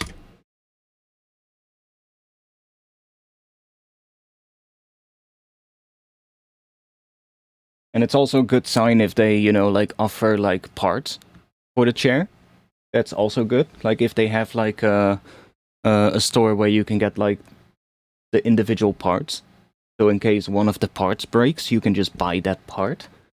That is also pretty nice. That wouldn't really have helped me in this case because a whole fucking weld has just completely snapped off. But, you know, that's also kind of like a good sign if they have like a different part store, because then, you know, you could at least buy a part. The ones that I just showed, they also give you the option to customize, like there's like a little plate or something in the chair somewhere that has their logo on it, but then you can customize it with your own thing, or something. So that's kind of cool, but that also shows that they do their stuff more themselves, because otherwise they wouldn't have that much control over it. Well, I guess they could still fix that with like some company in China, but then the production cost is going to go up. So they're most of the time not going to offer that. Be Quiet is nice. Be Quiet is nice. I have a couple of parts in my computer that are from Be Quiet. My power supply is Be Quiet, and that thing is absolutely nice. It's really quiet, and it's a beast. It's kind of overkill for my computer, but it works really well. So I need to take a piss and grab another beer. I'll let you guys listen to this for now. We'll just do this. I'll just include that as well. It's gonna sound a bit weird here, but I'll be back in just a bit.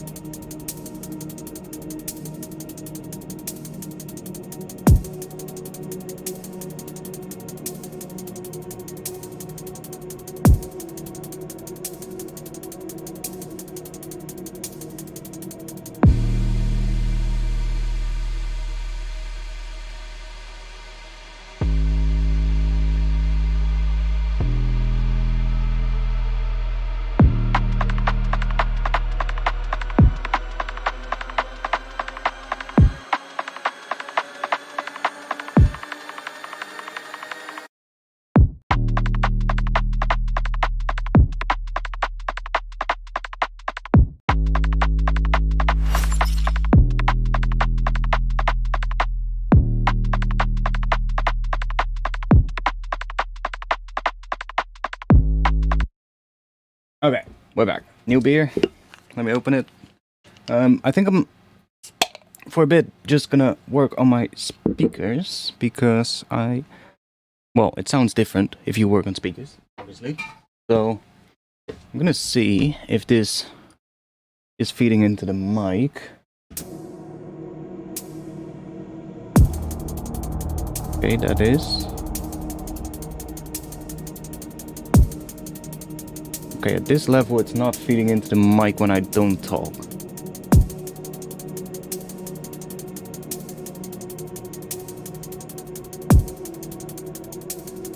Put a little bit quieter. Still hear it fine, so... Okay, that's good.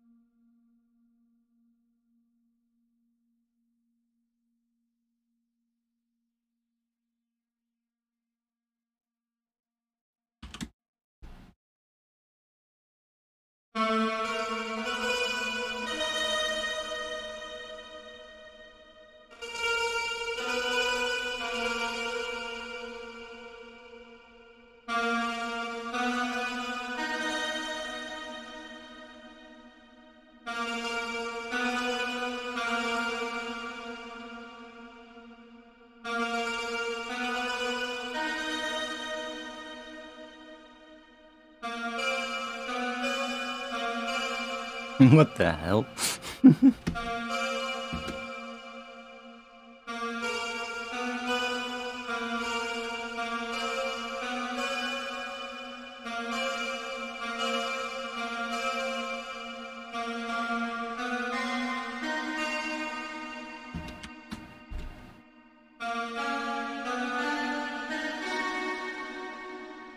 That's not gonna work.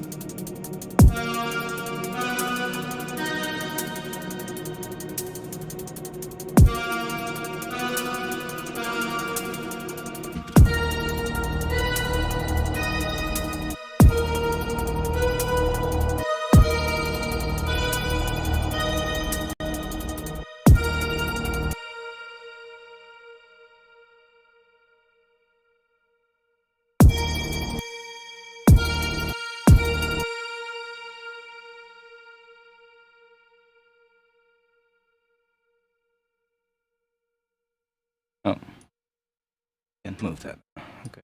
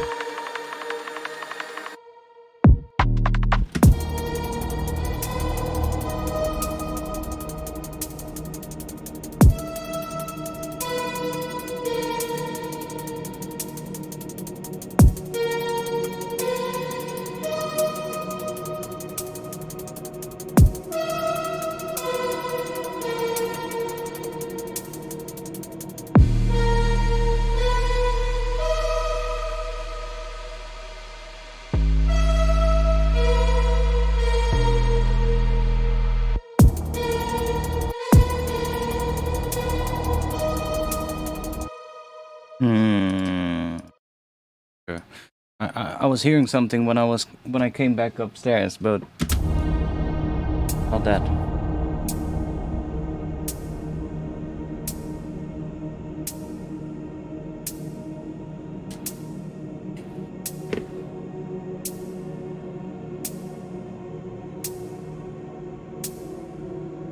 Something that could tie into the drop as well, but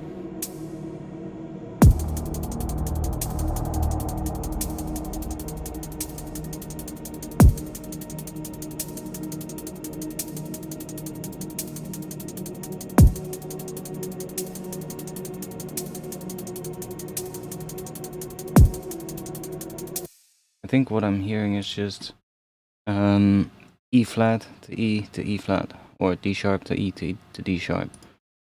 Higher thing. Let's use that library again, because I'm using that quite a bit in this intro already. This one. Here. Then we have more ones. Yeah, sustain 2.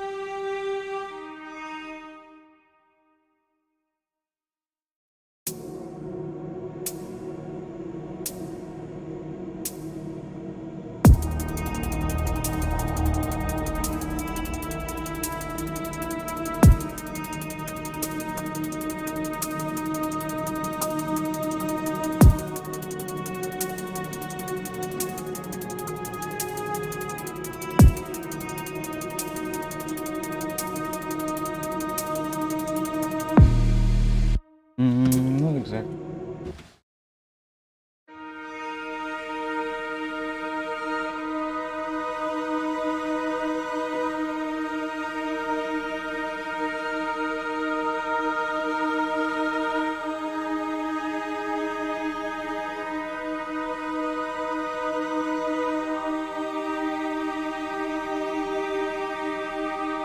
That's quite nice. Just gonna capture that now.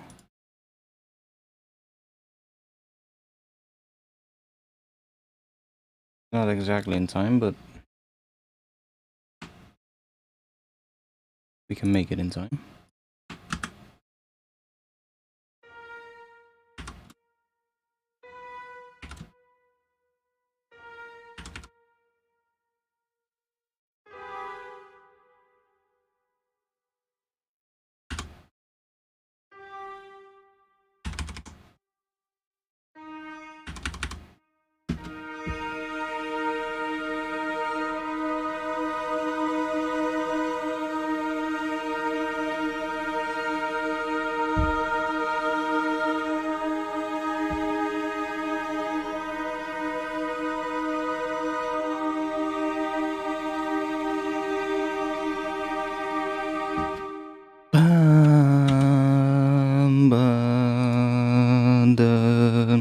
I'm hearing that on top in the second part. What is that? Probably that. Or I can't sing that high, so that's gonna be a bit of a thing as well, of course.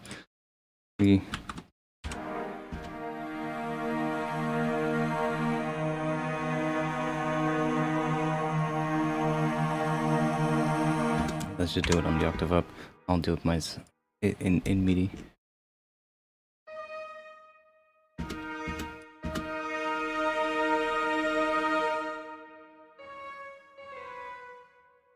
Yeah, to that. So here it kinda hear that coming in. Let's do this.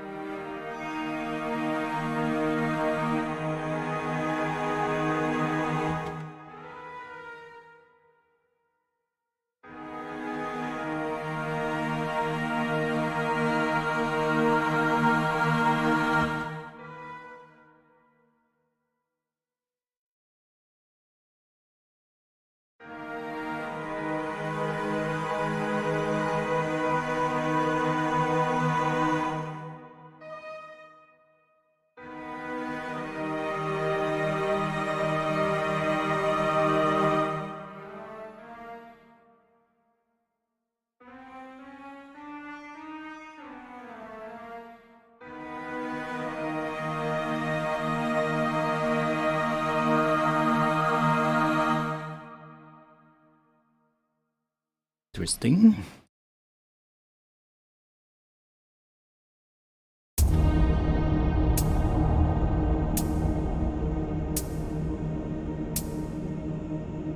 I mean, I said I wanted something that starts adding tension throughout, right? So we need something to come in like that and start building up a thing that the drop then does as well. So I don't know if this will work with these bass notes, but we'll see.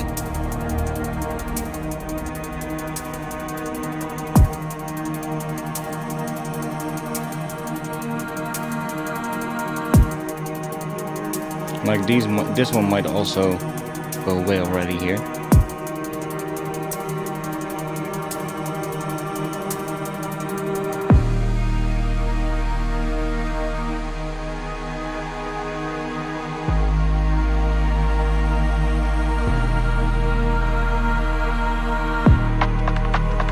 Oh yeah, the pattern was I'm doing 2 notes here and then 1 long note, but I was doing in the other thing I was doing a long note and then 2 short notes. Well, we can flip that around. We can flip that around, but let's see. Let's you out here.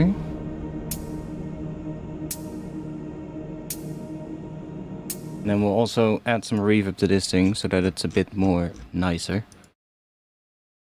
Just add a shit ton of reverb to this because that's kind of the whole theme of this intro. Like this intro, a lot of these sounds are just basically sound from Contact just ran through a lot of reverb. Sometimes even 100% wet. This one will probably have a little bit less.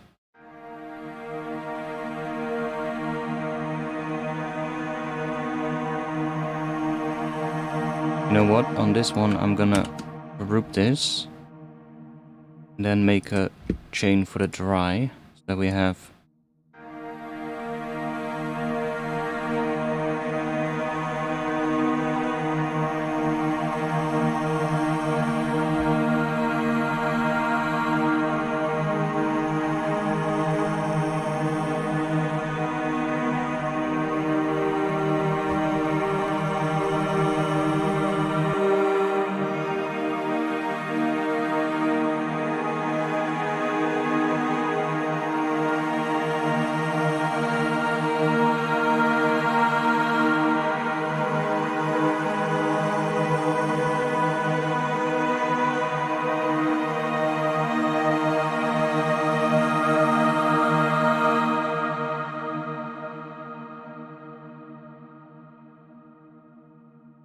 sure if it's gonna work, but we'll see.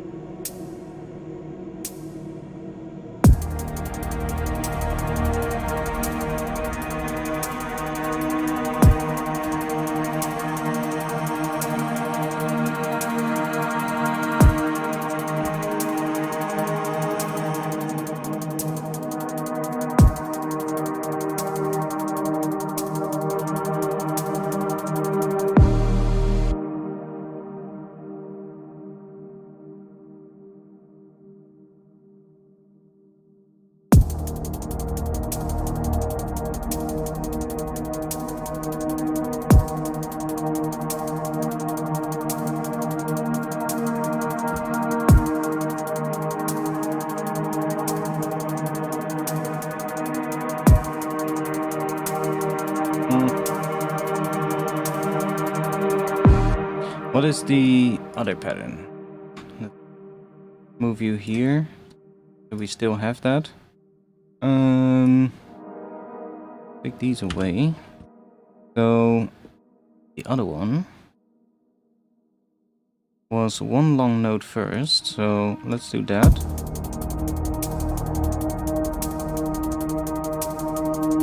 And then here it's gonna change and do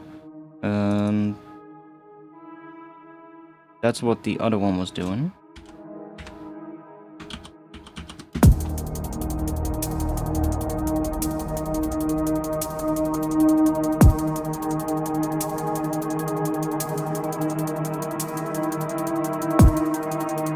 And let's see if we can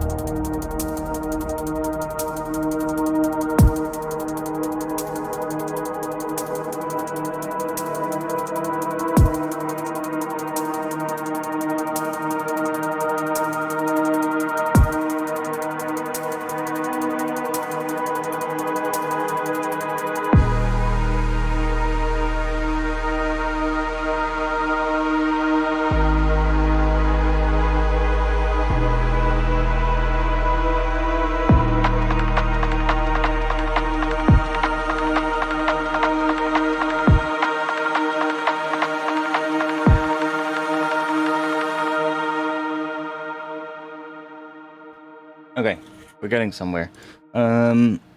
It's a bit loud, this layer, but I do hear something coming in. I hear, like, I know exactly which choir we need. I hear a choir layer coming in here in the second half to reinforce it, really building up the tension. Now this thing is too loud, it needs to be more subtle in the background and sort of like creeping in. So like building up that tension, and we might want to add a couple of extra notes here to give it some more spice in these chords, because these are just really basic. They're not even triads, I believe. They're just fifths. Like that's a fifth. That is a triad. But then this is a fifth again. And that's a fifth as well. So there's like only one triad chord here that's kind of creating a little bit of tension, but it's so subtle. This is an octave, but it's okay. That is because it's all over D sharp here, but this is getting somewhere. Let's see. I know which choir is gonna fit really well here. Oh, it's already open. Nice. Even better. This choir is gonna fit so well underneath here. Like,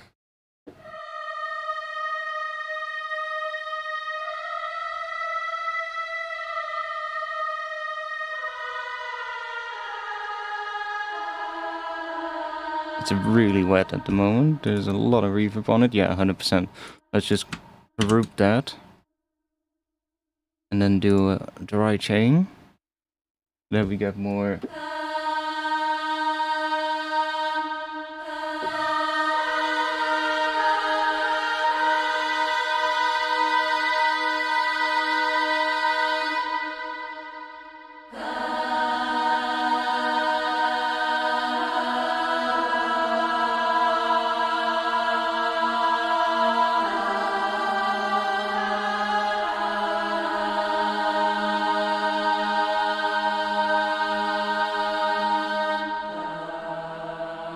We don't have the low note though. My voice is a bit louder. That might be because there's no like real big, well, there's not really a lot of we haven't done too much, how do I say it, gain matching here. Like the kick drum, which is hitting the limiter, is like, I think like 10 decibels louder than almost everything else. Like if we just look at the limiter real quick. Yeah, see, there's quite a big difference here. Okay, it's getting a little bit louder, but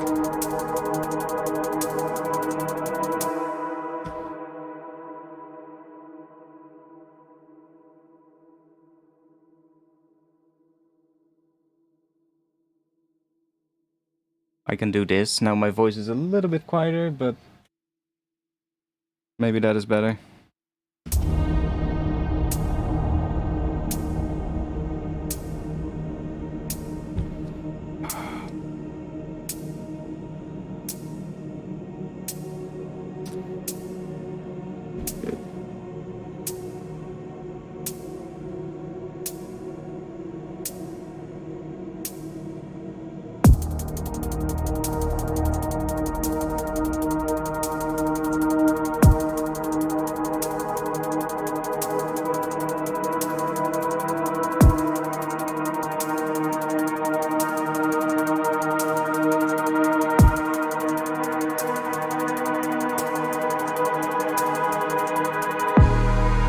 I'm not entirely sure if it's the right chord yet, but we'll see. Go and do a little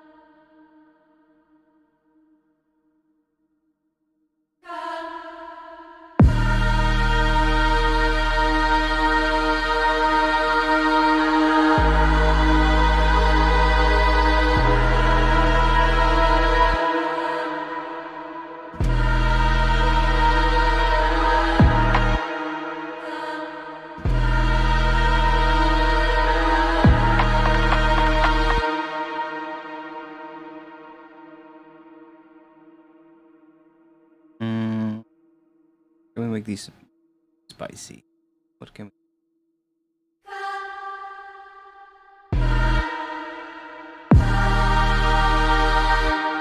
That's too major.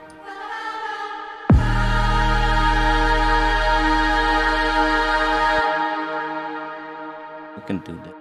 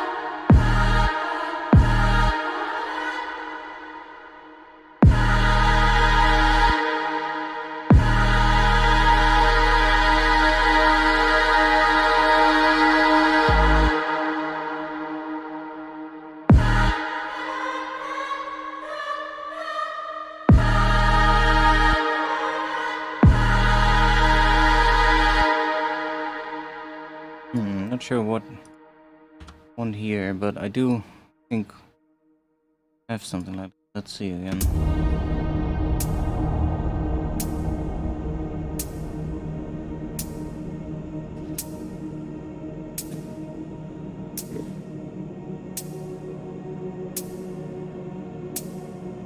Oh yeah, and we also need to make better drum. Probably that as well.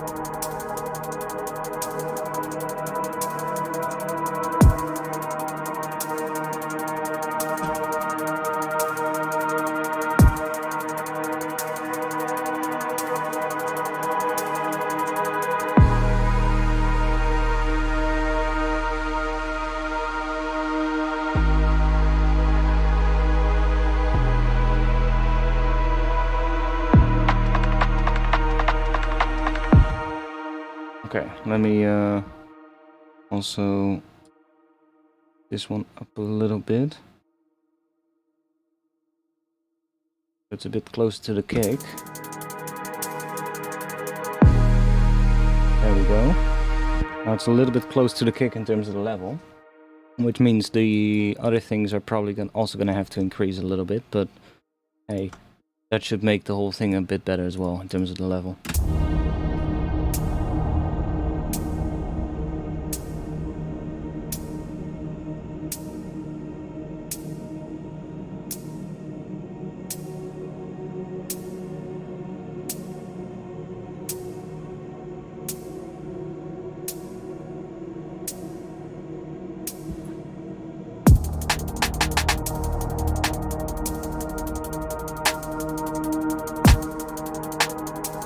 Pattern that? I think it is. I think that was the pattern.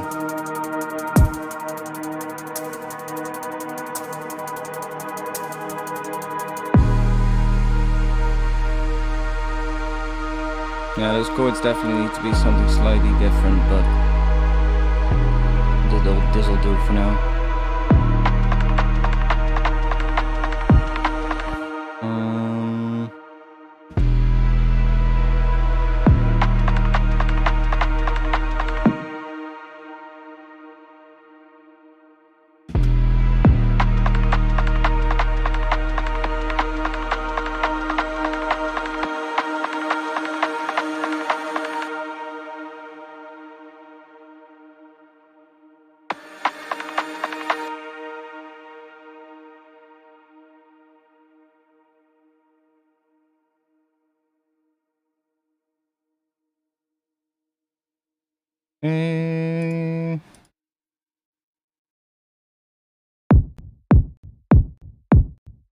Let me resample one of these kicks real quick.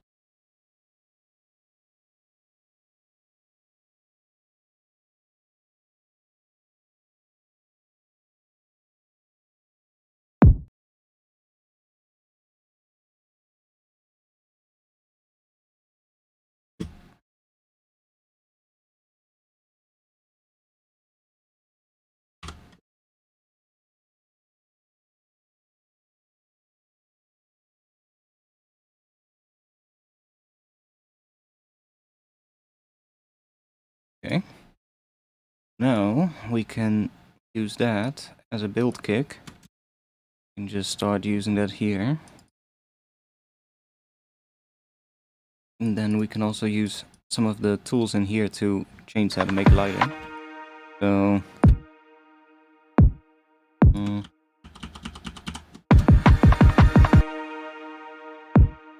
maybe I'll actually just plug this in here. It's gonna cut out right here.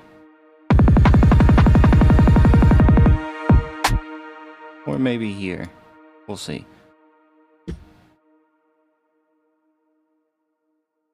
And let's make this one a bit lighter because it's a bit big. We can take this down and we can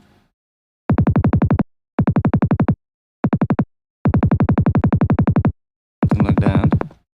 And then we can use the fade in here as well. So if I bring this up a little, or let's just group this and map that to a macro. Then I'll change this to, I don't know, 50 milliseconds or something like that. Then we have a bit more fine control. And then I can use this to kind of start like that. Then we can do that. Which is kind of different from like filtering.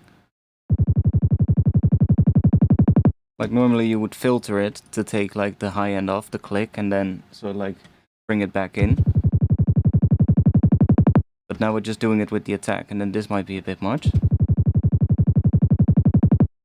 That's kind of more like it. And then we can add... still gonna add a filter. Well, we have a filter here. So if we just bring this all the way down and then just do a high pass. Then we can map this to a macro as well. And then we can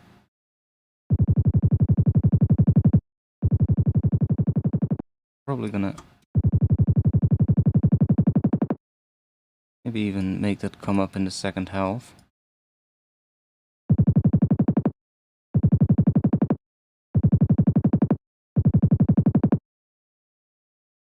A little bit less of one. Probably like that. And maybe it'll start here already, but then slower, we'll see. Oh, that's about where it should come in. And then we do want to have some volume automation on it.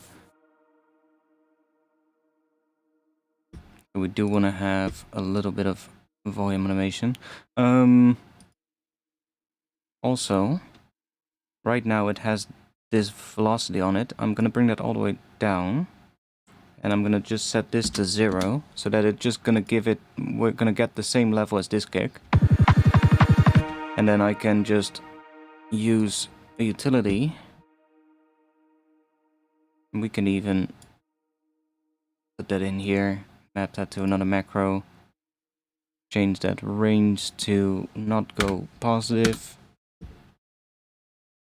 So now we also have a gain here. Then I can just use that.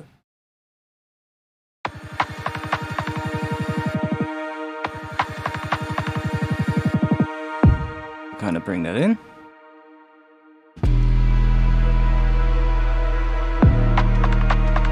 Now we need to make good drums for the drop, because right now we don't have that.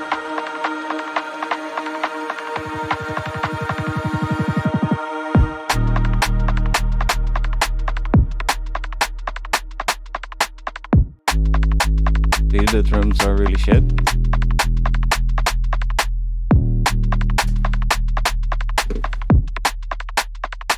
But we are getting somewhere with this one. I do think we want to have maybe like a little vocal layer as well. To kind of make it, I don't know.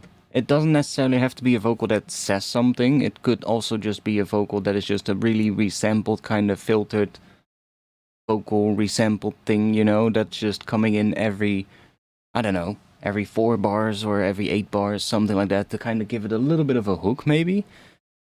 If you get what I mean? In the intro. And then we'll probably even have to go back and take some elements out at some point, because it might get too busy in the intro, but that's what most of the time happens when I'm making a track. Most of the times it always ends up getting too busy at some point, and then I have to go back and take some stuff out. And also here, we have this thing extending into here. Obviously we want to have these chords also sort of like moving along with the build here. But we want probably some automation on it. And then it needs to cut out right there, which it's not going to do because we have reverb on it. But we can do simply that. We can just take this and just shut it off right there.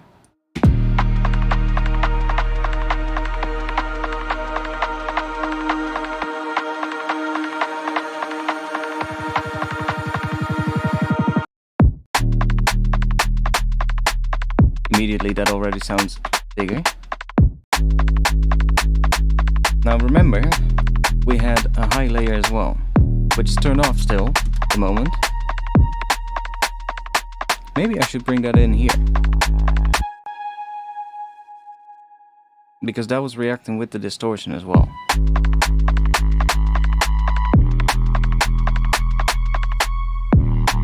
And we can do like a different high layer as well. Maybe this note is too high or whatever. We can do a different high layer because it's still going to distort.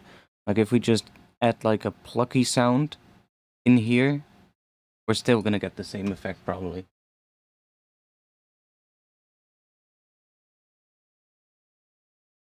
By the way, I need a different drink than beer for a Red Bull.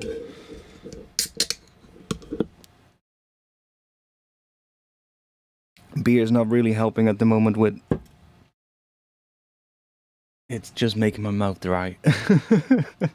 Let's see. I do like where this is going.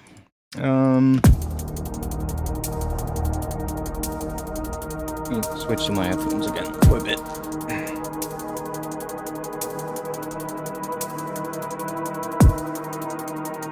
Pick is still a bit weird.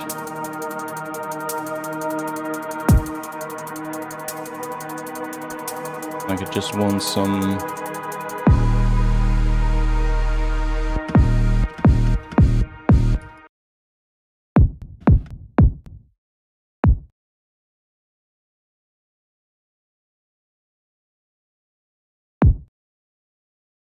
I think some less around here. Just so it has a bit more of a subby sound. Well, maybe not there. Maybe we need to take off some of the high end. Right around here.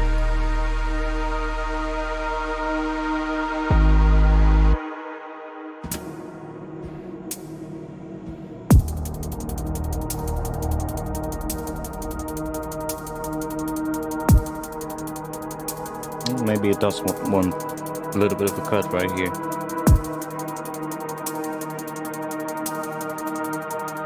But it's a little bit less boxy.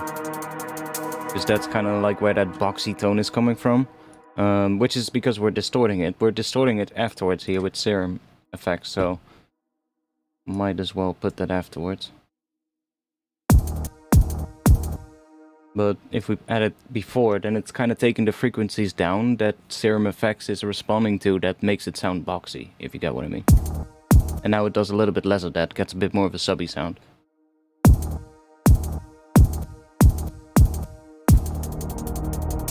It's slightly cleaner that way, but we should still get a bit of that dirty looking tail in the kick, I think.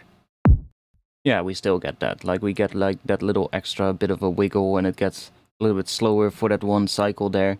That's kind of like why it sounds a bit more dirty, and that's what we want. So it's not perfectly clean.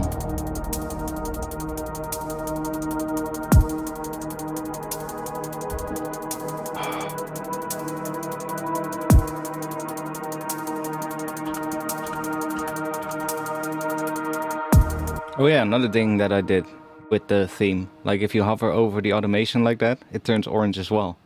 Kind of nice. I still have a bit of an issue with one thing. If I have like automation like this and something is selected, you don't really see the automation until you hover over it. So I want to see if I can change this selection color. Maybe have it to be slightly transparent or something, or just a lighter gray. Instead of this gray is a little bit too light. Maybe a bit of a medium gray or something for the selection. But I'm not sure if that also affects this selection. I think it does. And I'm not sure if that's gonna work. We'll have to see.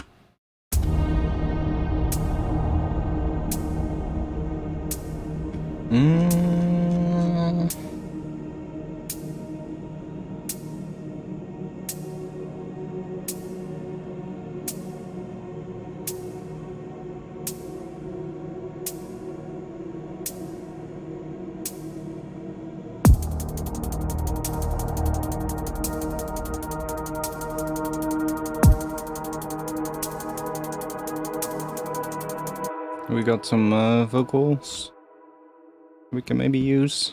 You're getting to it, each other. Oh, the only I know you wish. Where do we go? I know you wish. No, you wish you didn't. Nah. I know you wish. No, you wish. Where do we go? We're ride the wave, yeah. Wasted all my time. Oh, I saw you walking the door. I told you so. I just wanna take my time.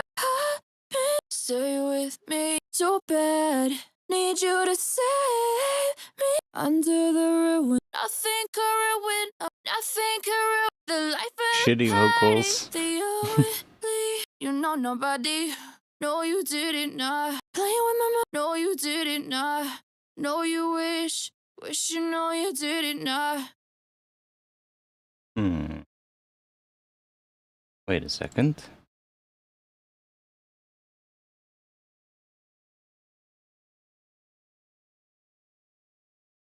In 128 beats per minute, so... No, you didn't. Nah. That part. Oh. No, you didn't. Nah. I think if we take this one... Wish you know you didn't. Nah. Then we also have that part.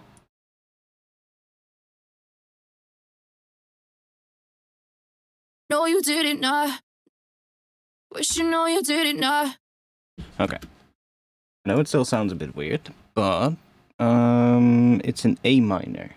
So if we go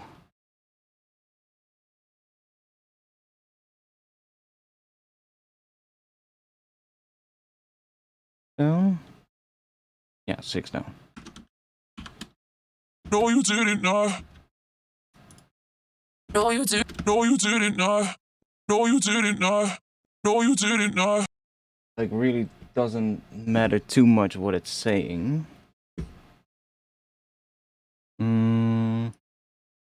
No, you didn't. Nah.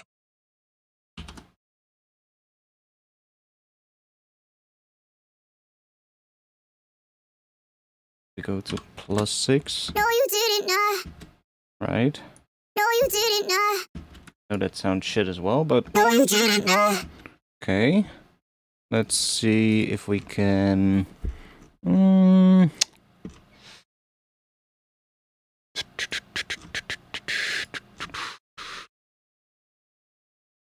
Which one was it again?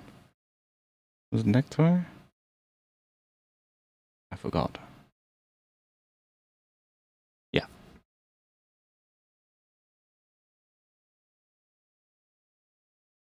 No, you didn't. Nah. That. No, you didn't. Nah. No, you didn't. Nah. No, you didn't. Nah. No, you didn't know. No, you didn't know. No, you didn't know. No, you didn't know. No, you didn't know. No, you didn't know. No, you didn't know.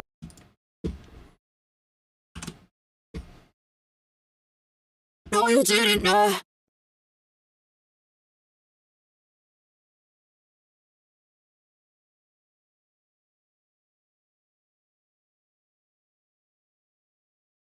No, you didn't know. No, you didn't know. No, you didn't know. No, you didn't know. No, you didn't know. No, you didn't know. No, you didn't know. You didn't know. You didn't know. No, you didn't know. No, you didn't know. No, you didn't know. Let's see.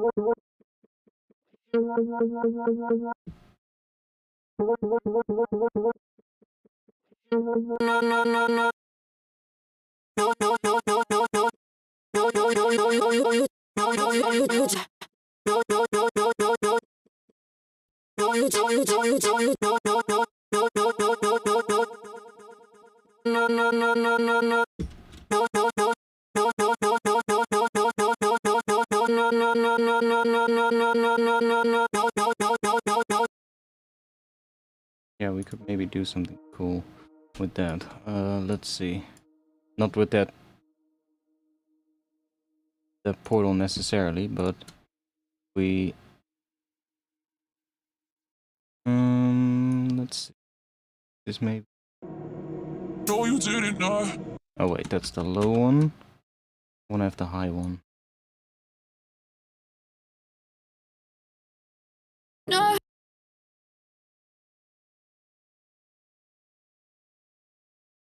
No.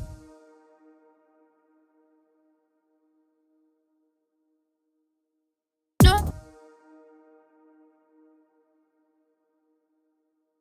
No. No. No.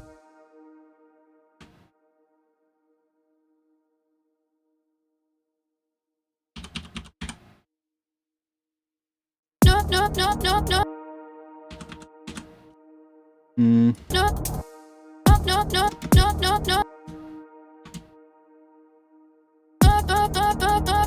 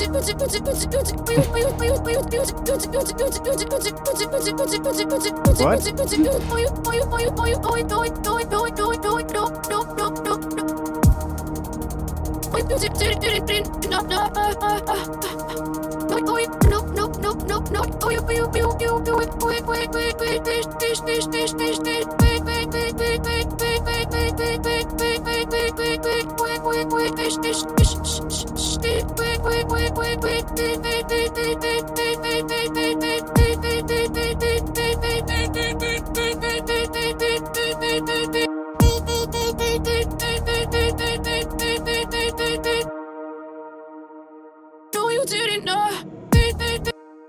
No, you didn't. No, you didn't.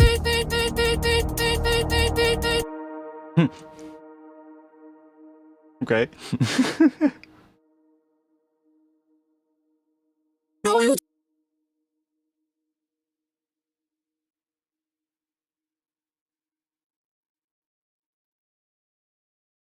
No, you didn't.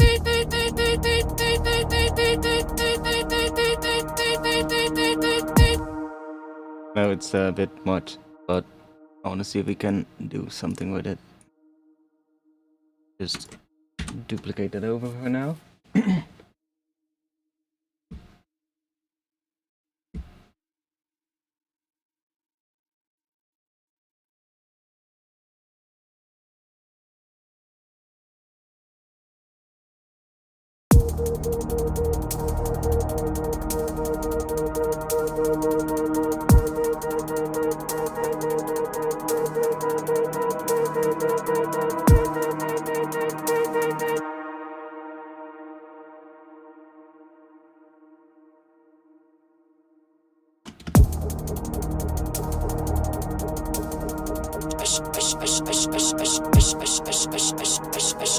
Yo, I want to move these. Come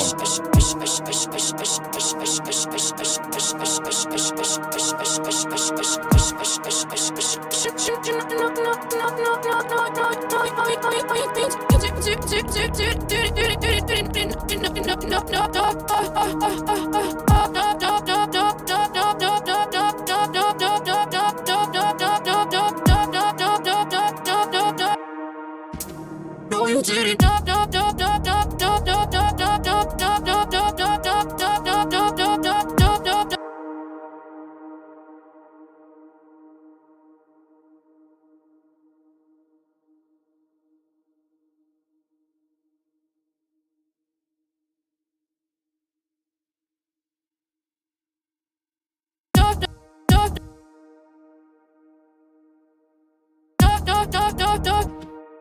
can also change the length of light. Oh, move that one. Come on, I'll move that. Just want to move that.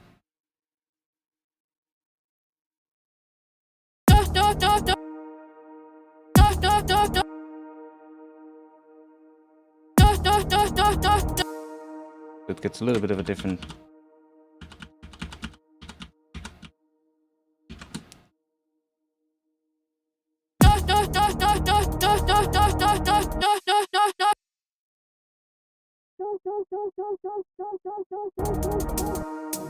No, you didn't.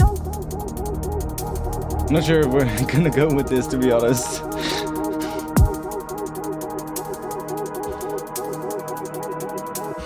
Nah, it's a bit. I don't really like it. Maybe it can fit here. No, you didn't.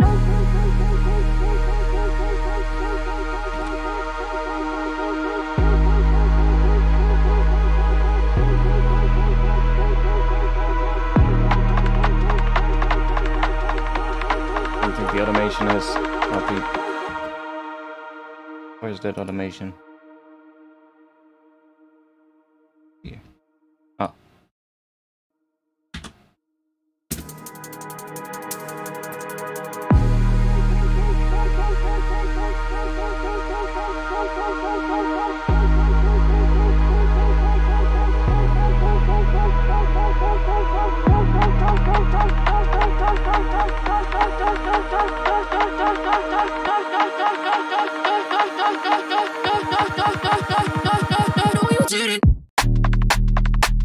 I mean, that kind of works. That last part. That kind of works. I mean, that's better than what I thought it was gonna sound like at the end. It's just that this is a bit, I don't know. It's a bit too static. We probably want to have some effects on it. Maybe some, maybe just some reverb. Well, what if we just drown that in reverb and then just make it drier and drier?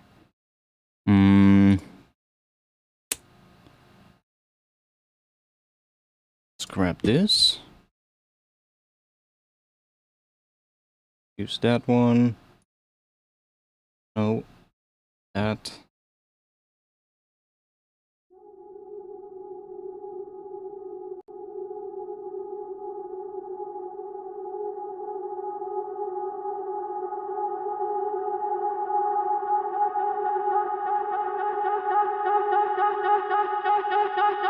Do something like that.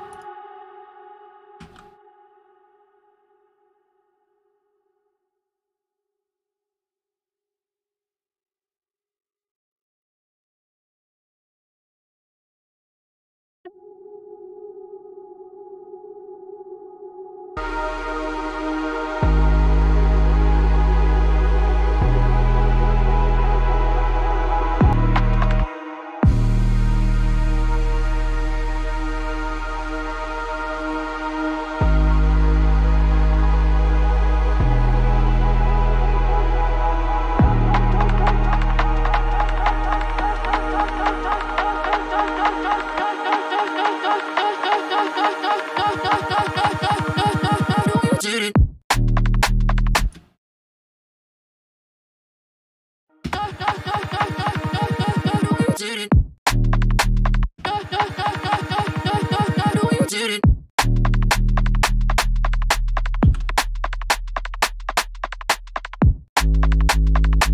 Right. I know you did it.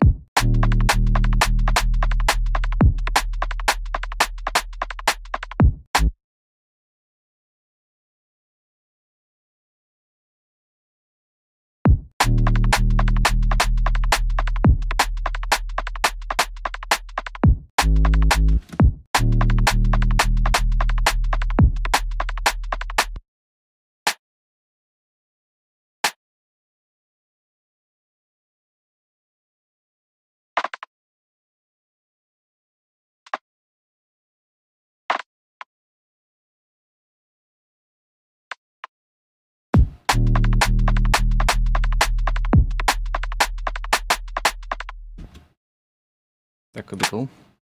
One more there. Which just that.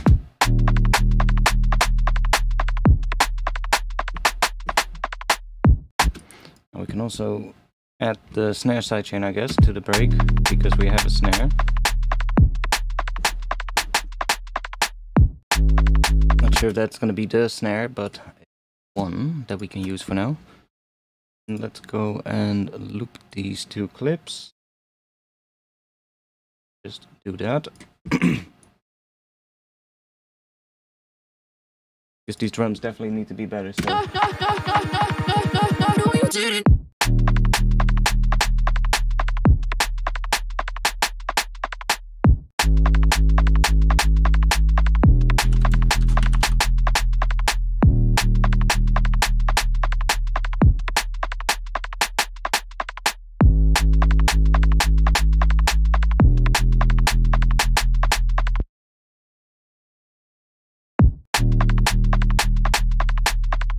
Should we also try a little bit of a tiny bit of swing?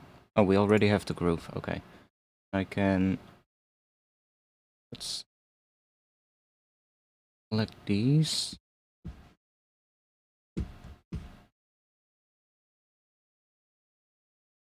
Let's add the groove.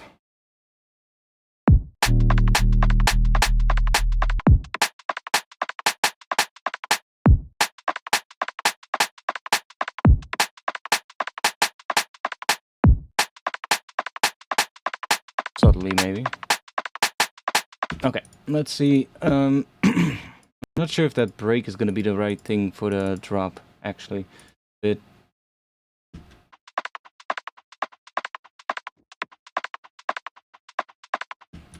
well, maybe it can work with a bit of EQ. What else do we need on this? We don't have any hats in this section, so let's grab the hat from here. Drop that in here. And probably not with the reverb on it, to be honest.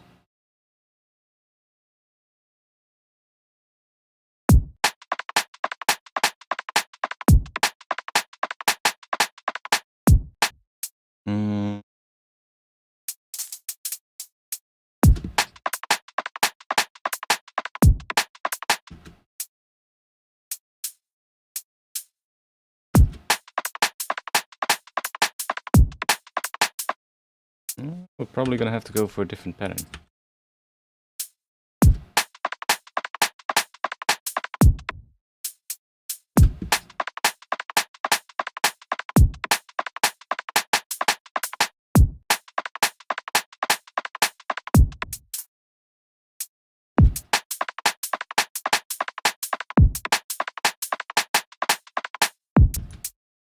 Like this one is probably gonna hit there.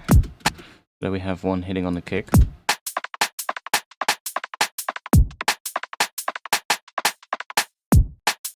We might not even need that one, because just want to have something hitting on the kick, I think. Although it kind of sounds cool without.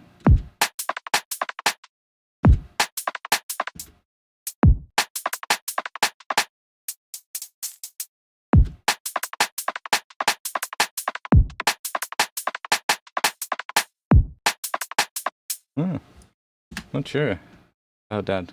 About hats in this section. Maybe we just need something else. Something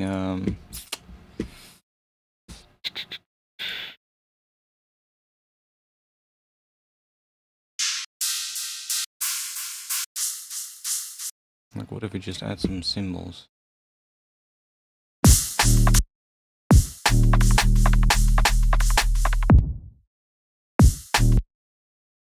Probably want to have symbols that hit like... Do I have that? I don't. They're all the same pattern. I can make one real quick. Grab addictive drums.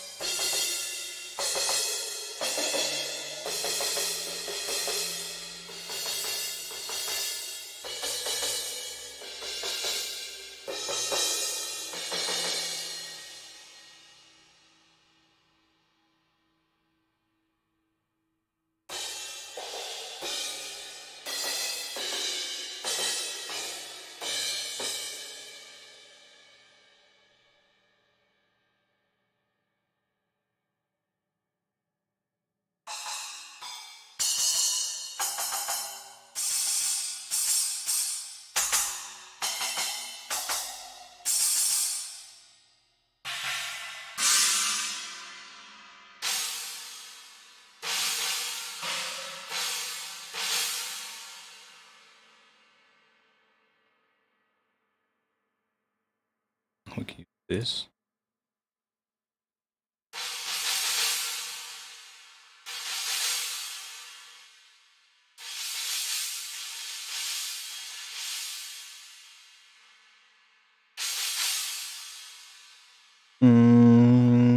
Might wanna have a little bit less white, but doesn't really matter for symbols.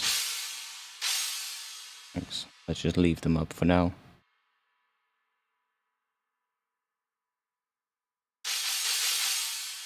It's a symbol. Doesn't really matter. Let's do this. Oh yeah, now I need to find where the symbols are.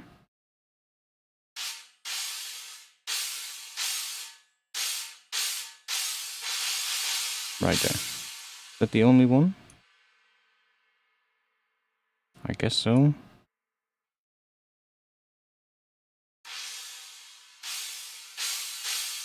Oh, there's another one there, but sounds exactly the same, so sometimes there's like another little bell thing or something, but not on these, so I think what we want have more of a pattern that goes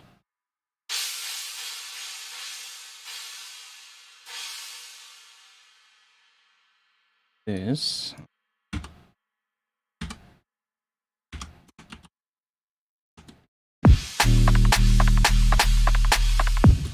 No, that's too much.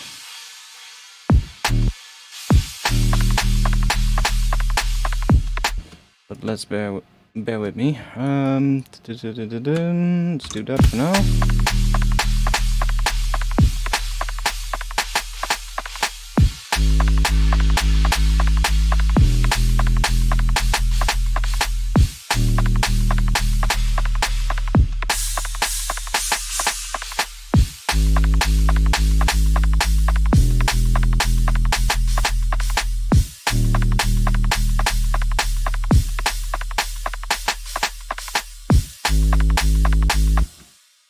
Oh yeah, the pattern is changing there.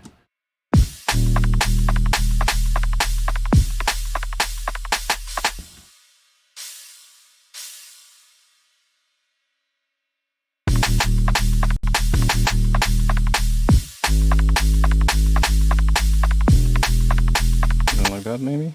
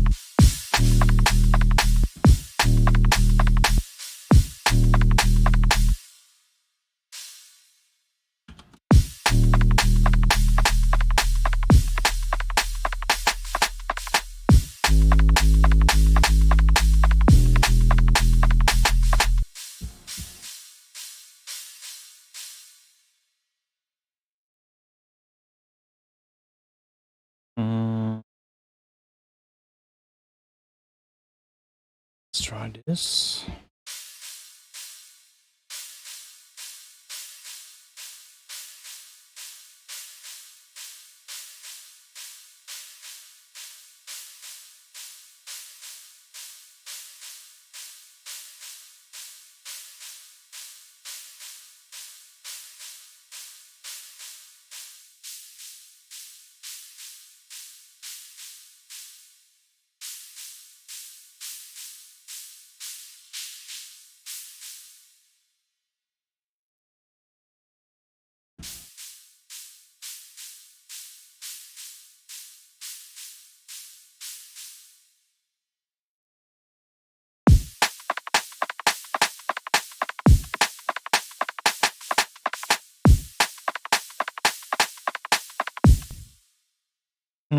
Maybe we have...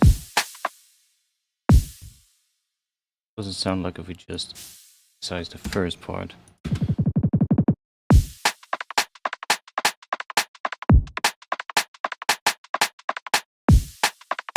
Something like that could also work.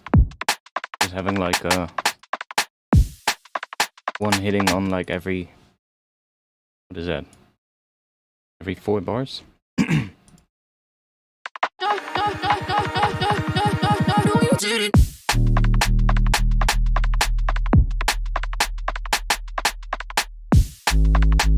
Maybe just use it every now and then.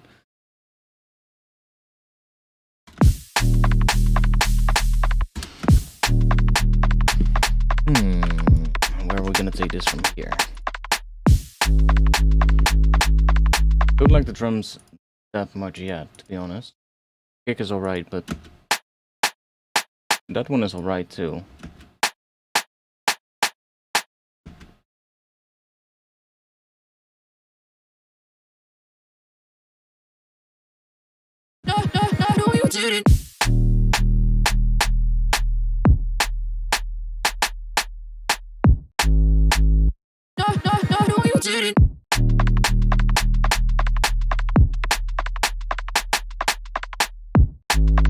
Yeah, that break is still a bit weird. We need more for that, I guess.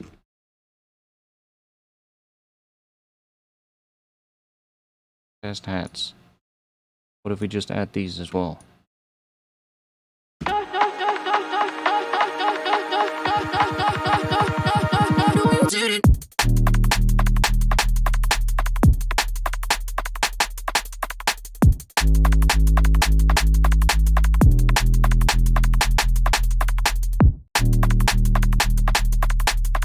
Better.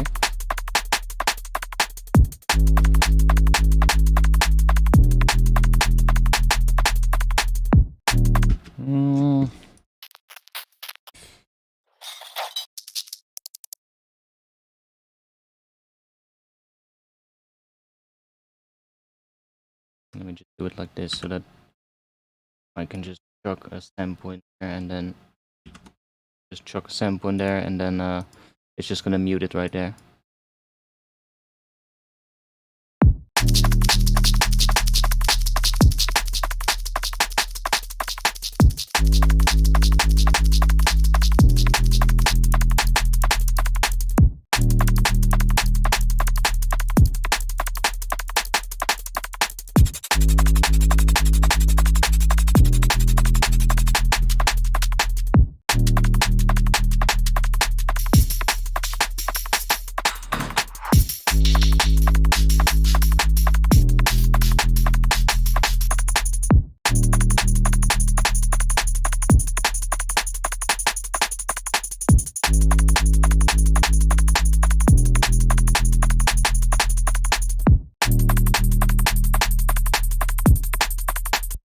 If we're gonna do, oh, these already have a little bit of shuffle. That's fine.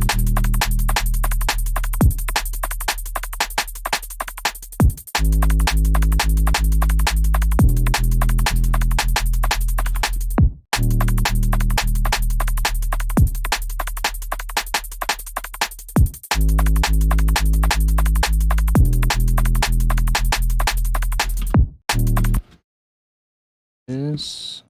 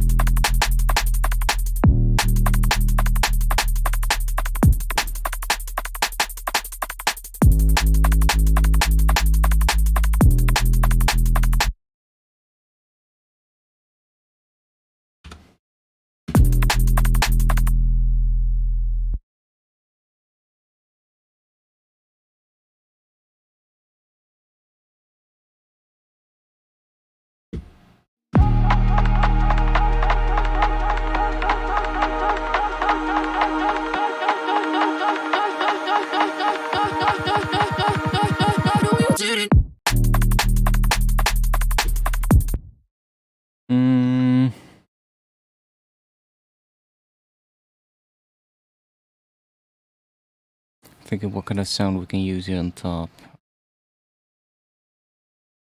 And just use an operator maybe.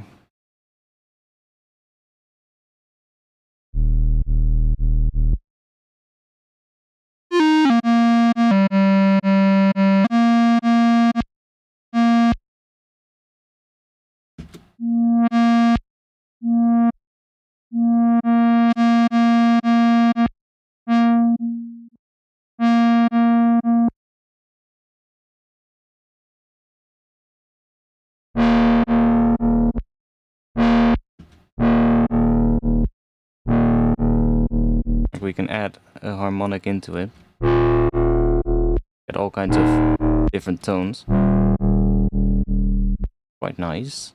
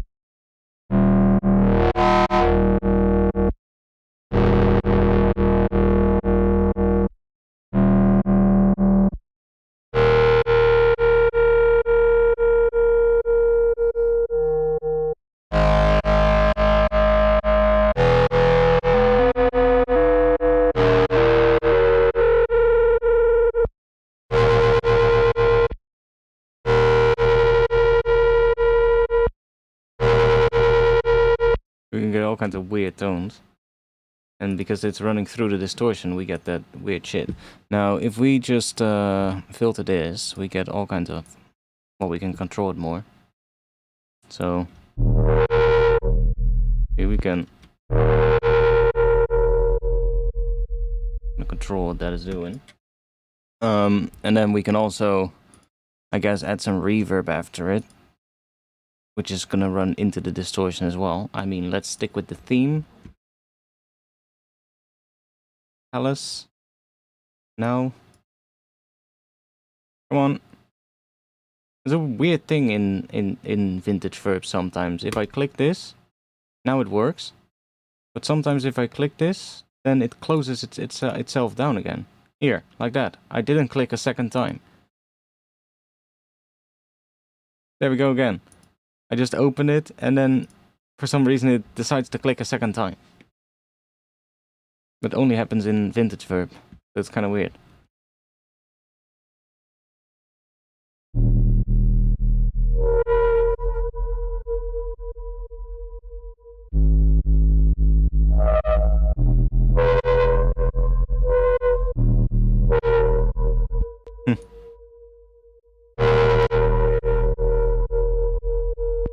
Also moving from...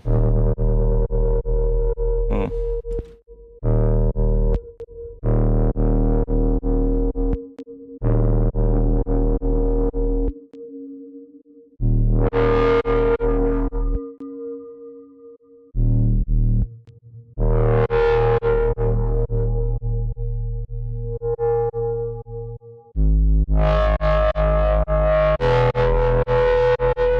Getting some weird stereo movement as well, which I think is happening inside of thermal.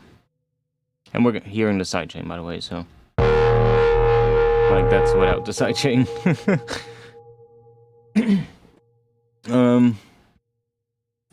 We can just turn this bass mono thing on here. So regardless of what thermal is doing, it keeps the bass mono.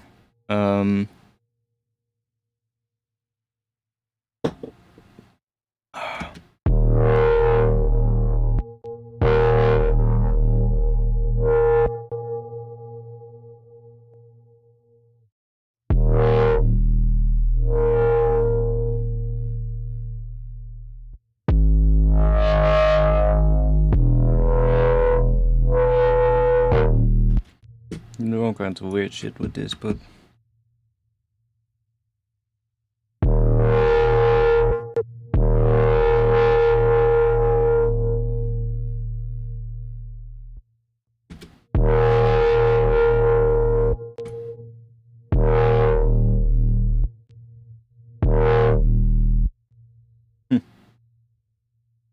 No, you didn't.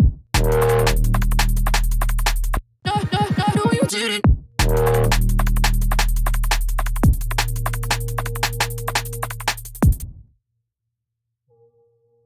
No, you didn't.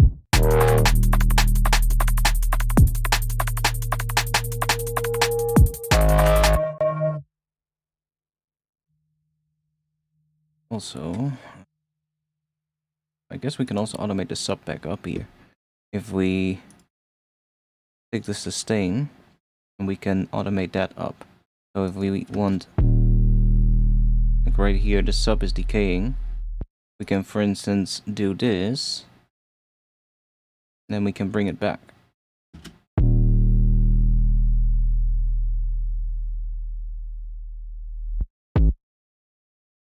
A little bit quiet, but if we combine that with this, we should be able to hear it more. Do this.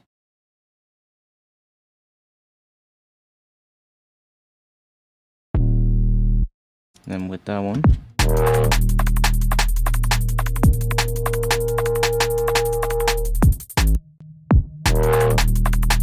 Not really.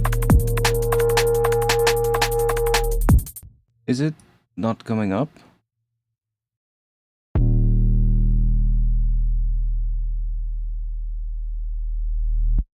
Yeah, it is. Really slowly.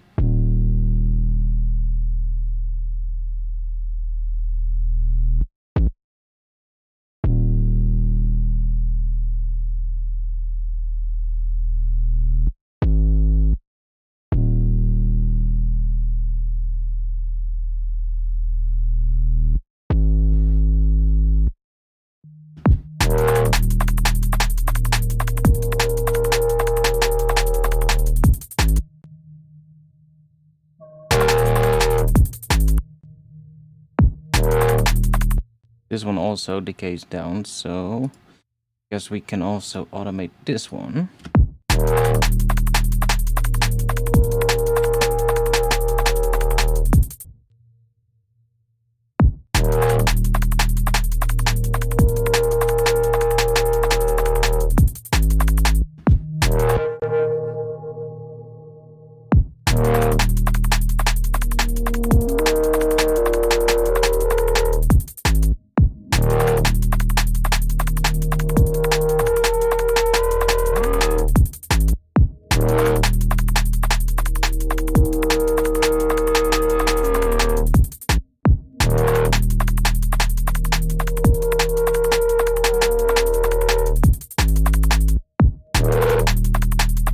What?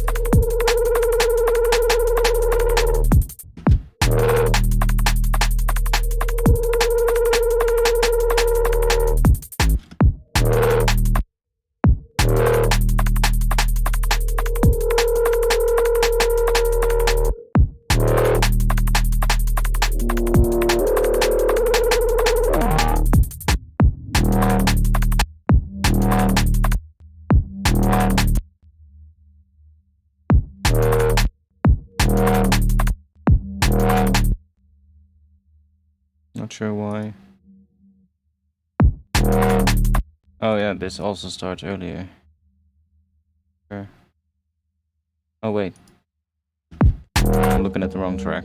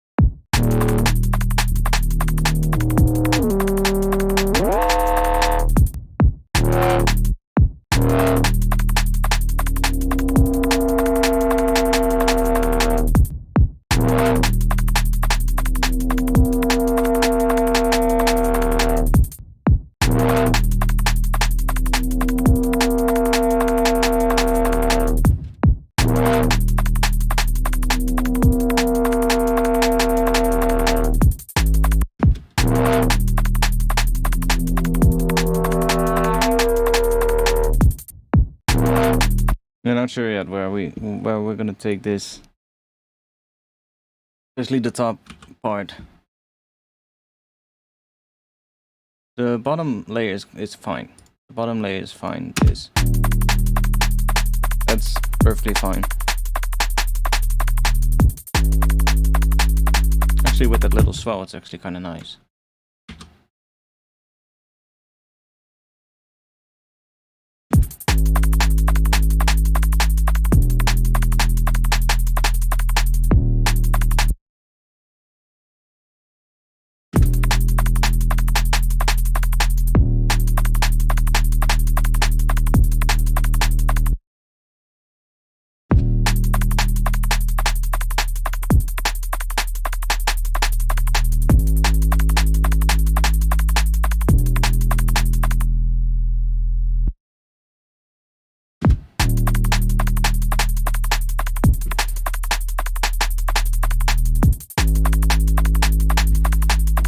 Oh, I see. Something else that's wrong. The sub is not playing from the snare there. No, you didn't.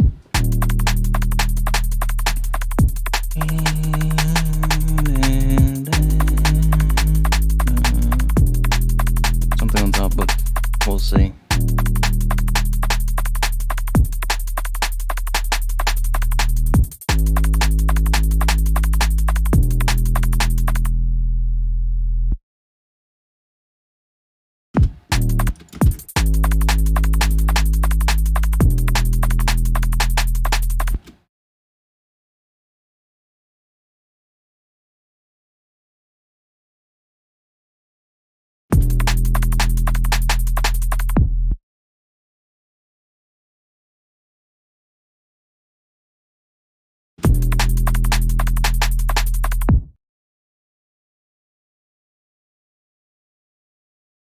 Mm.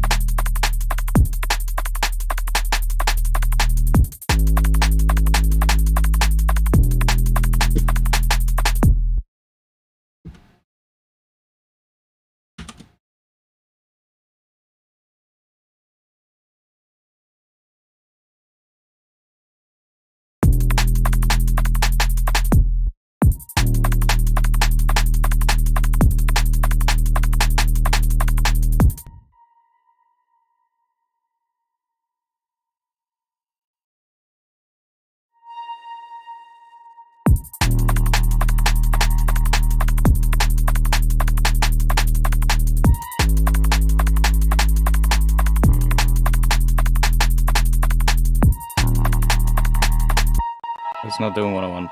So let's get, I mean, that's that top layer that we had. Which I'm not sure why it's not.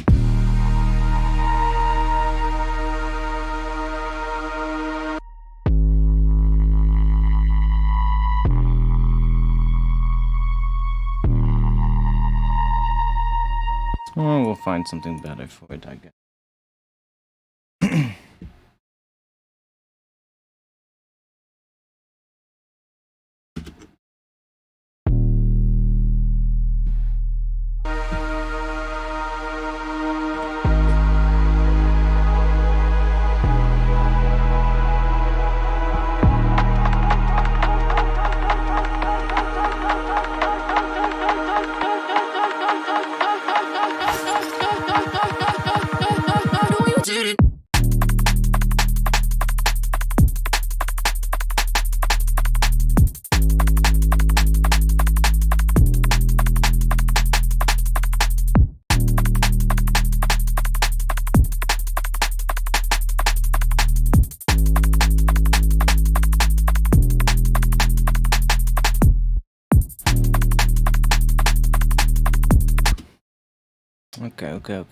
Okay.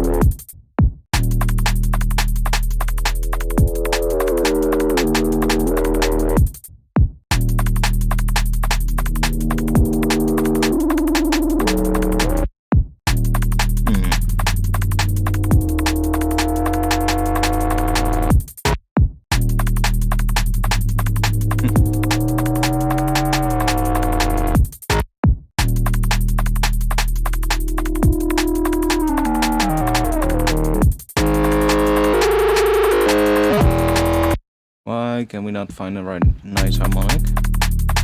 Maybe we should do it with a different thing.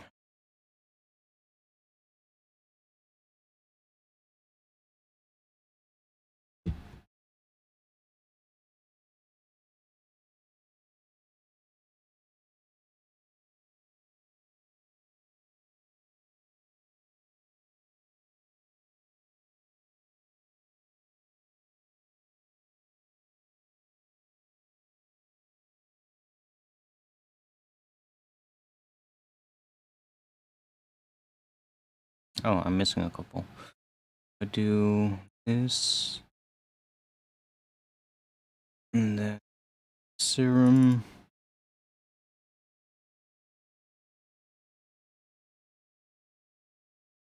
Does it now import that folder for a second time, or?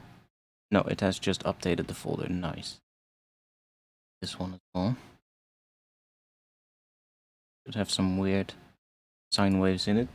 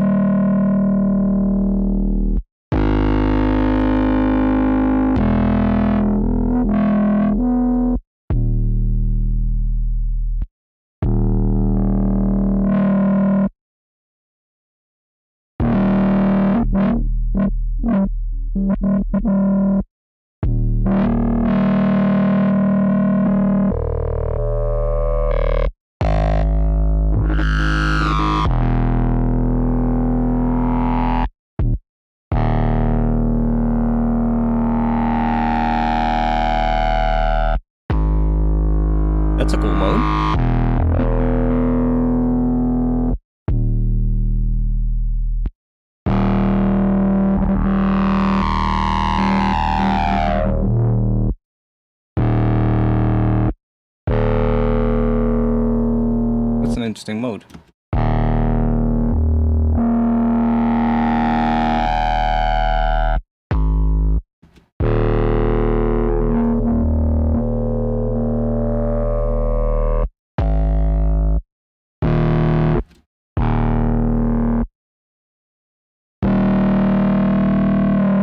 That one does almost nothing on this.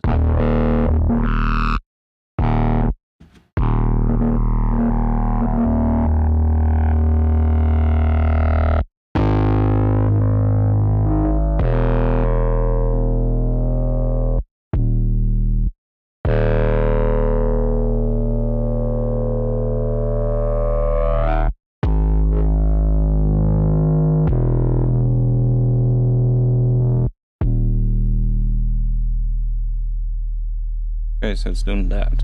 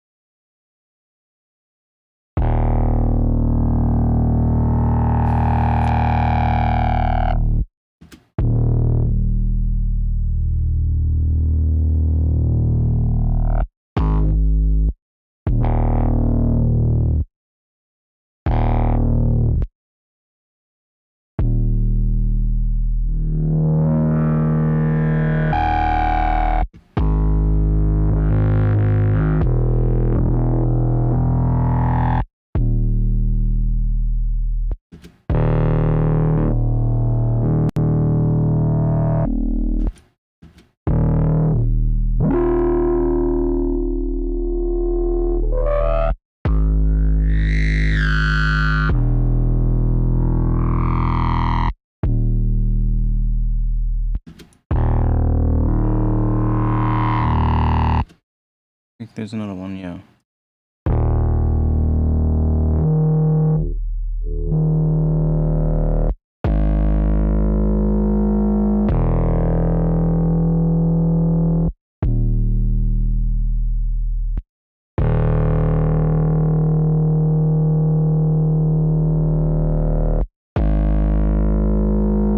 Like obviously, it starts right away now. We just get that right from the start. So I would probably automate this. Like I'm just looking for something that adds like a nice harmonic on top, you know? That we can automate in.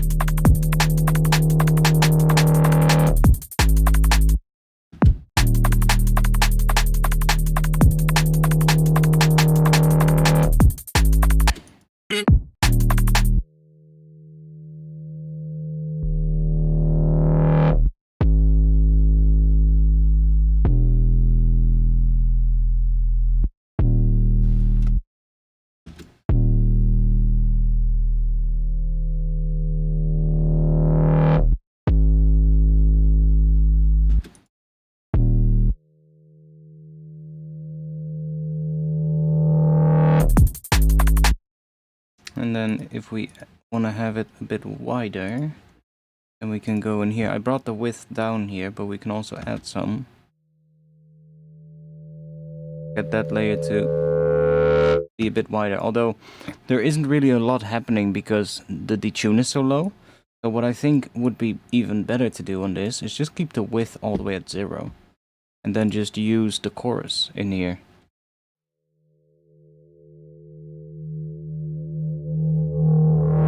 Like, that's gonna add a really nice width. That is always gonna work, you know?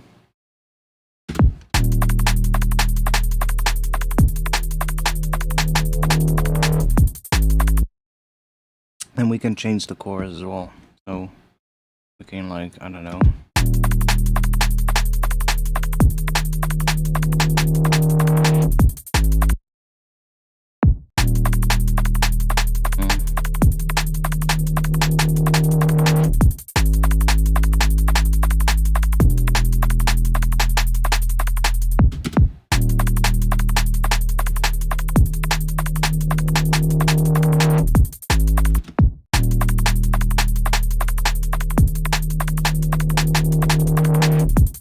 Instead of this multiband, we can just use it like this, maybe.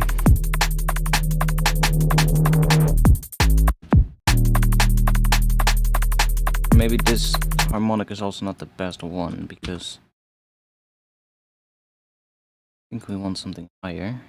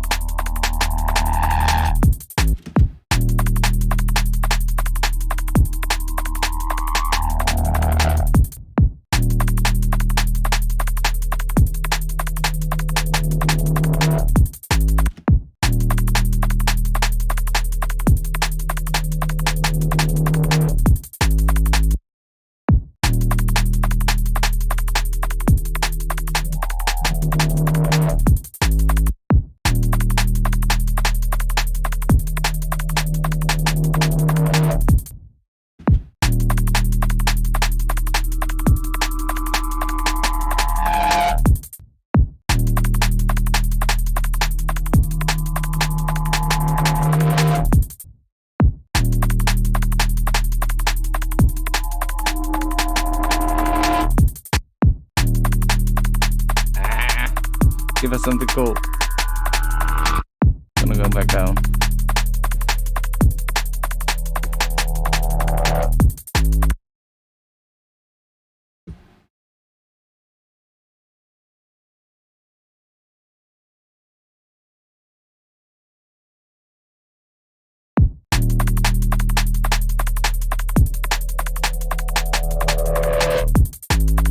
Okay, that does absolutely nothing.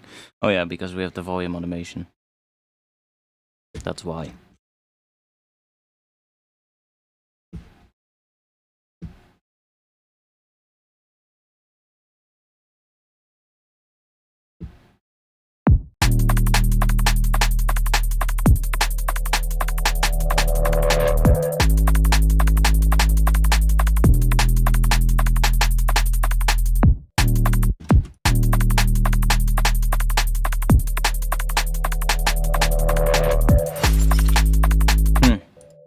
Not sure, that top layer, we need to have something else, but we need something on there. I'm not sure yet what. Let's save. How late is it? 1 AM. Yeah, my ears are getting tired as well. I can notice it. I think it's time that I stop streaming soon. Maybe end with a double kick.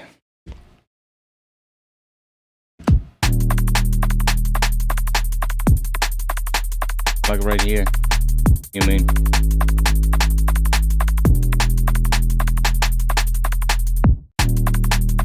Oh, sidechain is off as well.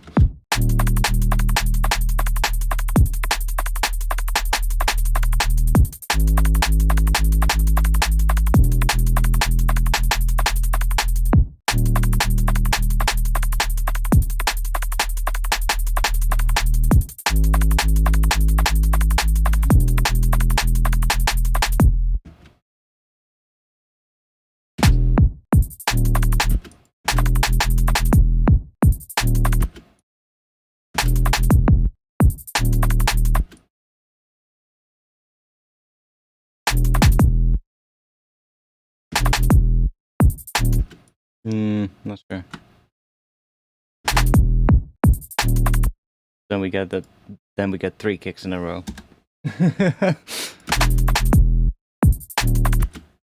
Could also have this one here, like. That's probably better. Then we can have this one.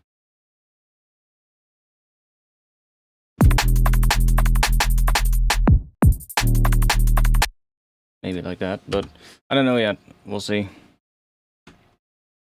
We'll see. I'm gonna take a break because my ears are not really telling me what sounds right and what sounds bad anymore. So it's time that I take a break. Ugh. I mean, we did improve this thing, and I have a bit of an idea of where it wants to go.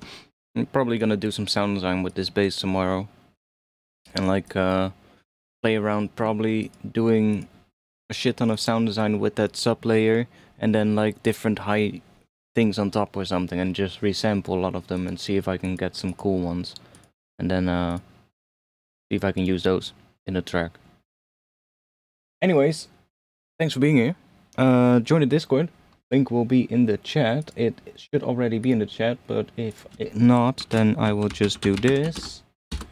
And it will be.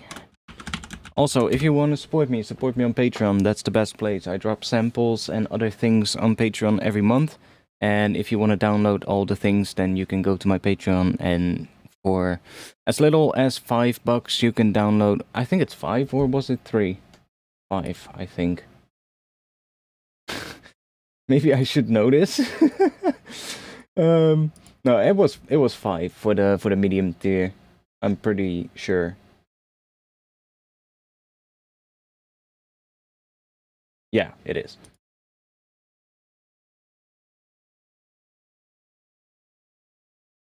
I mean, tonight's stream was better than a lot of the streams we had in the last few months, or months. We had a couple of good streams in the last few months, but the last couple of weeks I had a couple of streams where I wasn't really too, well, I didn't really like what I was making, and that is different today, so we're definitely, that's better.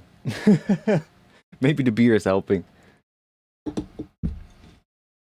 I mean, 2 beers. Not that bad. Anyways, thanks for being here. I hope, I'm gonna be able to fix that chair, do something with that. Thing is, you know, it's January, so January is always a slow month. I get less income from jobs that I have. I get less income from YouTube. December is always an expensive month, so, you know, I don't really have that much money at the moment that I can just use to buy like some expensive things. So I'm waiting for payday, and then I'll see if I can upgrade my chair to something that is not broken. Or maybe Corsair comes in and decides to do something about it, but I really doubt it. You know, there's such a big company, and I really doubt it though. Like, from the way the emails have been going so far, I don't think the representative that is talking to me through an email even knows what was said on X or Twitter about the whole thing. So I think I'm just again talking to somebody completely different, and it's probably just going to be a standard message of, yeah, it's 3 weeks out of warranty, so sorry, we're not going to help you. Okay, thank you. Then why are you wasting my time? But we'll see. You know, don't get your hopes up, I guess. No, I'm probably gonna get a different one anyway. You know, nice sidechain setup. This little tool is pretty nice. It's called GM Audio Docker. It's a Max for Life device. You can get that. It's like $8, maybe $8 or $9. I don't know. It's not that expensive.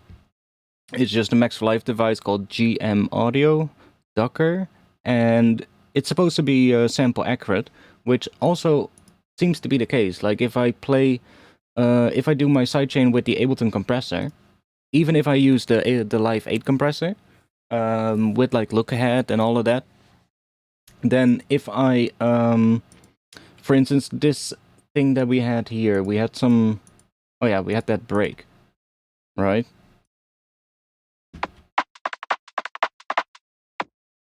Like that first kick, right? If I would use the compressor of Live 8, for instance, which is the one that I would use most of the time, even, or if I would use LFO tool or something like that, then there would always still be like that tiny bit of a click, right? At the moment where the sidechain is supposed to trigger. And I could play around with negative times on the trigger tracks and all that kind of stuff, but still there was like, most of the time there would still be a little bit of a click. And even if ever so subtle, it still is going to be layered on whatever the other things are that are playing, that you're trying to take the sound, well, you're trying to make room for the other sounds, right? So this one is a lot more accurate. Like, if I just mute it here, like, it just really just completely removes that first kick. And also the snare, but that's because we have one for the snare here. It just really removes it completely. There's no click at the start, nothing. So, yeah, it seems to be like a quite a nice solution. I mean, it's advertised like that as well. The creator of this one says it's like, it's sample accurate, and it basically responds in exactly when you want it. I do think it adds a latency, which Ableton is not displaying for some reason. Oh yeah. It does 512 milliseconds of latency, or 512 milliseconds, 512 samples. So I'm using 2, which equals to 1024 samples, but that's like 23 milliseconds, so it's not even that bad. Yeah, I just decided to make a rack like that, really simple, so that I can just, you know, just have these. And just, these are set up with like a bit of a range as well, so that I have a bit more fine control, which is always nice. But anyways, I'm gonna be back next week on Friday, around 8:30, sometimes a little later. I'll let you know on Discord when I go live. Yeah, this Ableton theme, as I said, is probably gonna be out soon. I hope to have it finished soon. I do need to make the kilohertz theme to go along with it still though, so, but that should be pretty simple. I don't think those are that complicated to make, if I remember correctly. And then I'll have this new theme done, which is quite nice. And I hope...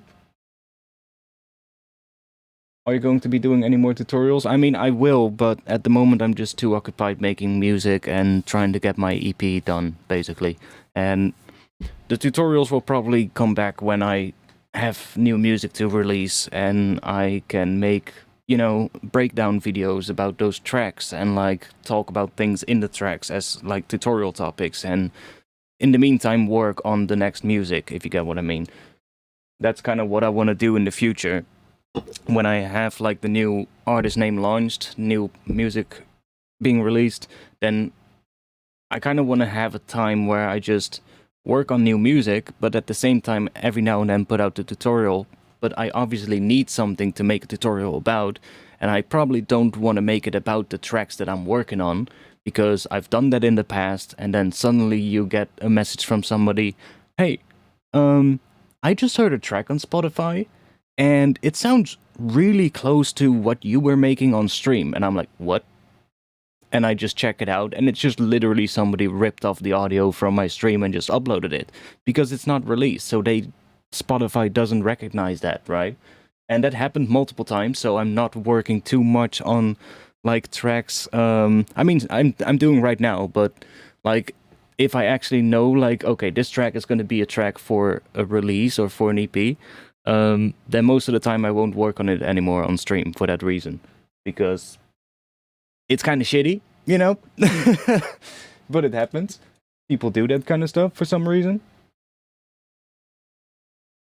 How far are you with the EP? I do have a lot of tracks that I think could be on it, but it kind of depends which ones I think will go with it. I have a bit of a a plan for the visuals, and I need to think about which tracks will go well with those style visuals.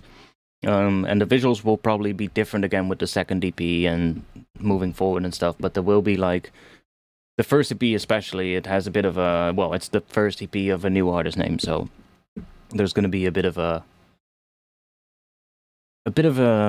interesting start to the EP, maybe a bit more cinematic, and then we'll go into the actual tracks afterwards. But then during that cinematic track, there will be a bit more of like a visual opening to the EP, maybe. I don't want to say too much because, you know, I'm not sure how much of it I am going to be able to pull off, but I'm going to try and get that to be nice. Don't expect the short feature film, fully animated and all that kind of stuff, but we will have some nice visuals, at least.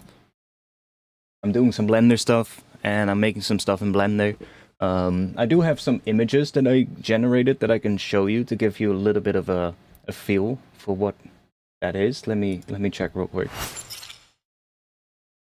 I have a couple of images that I saved, which I generated with basically just with AI.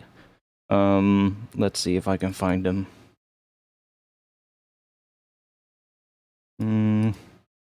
Where did I save them?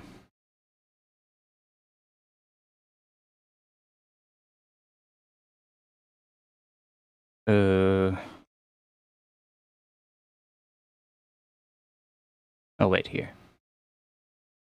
Did it? No.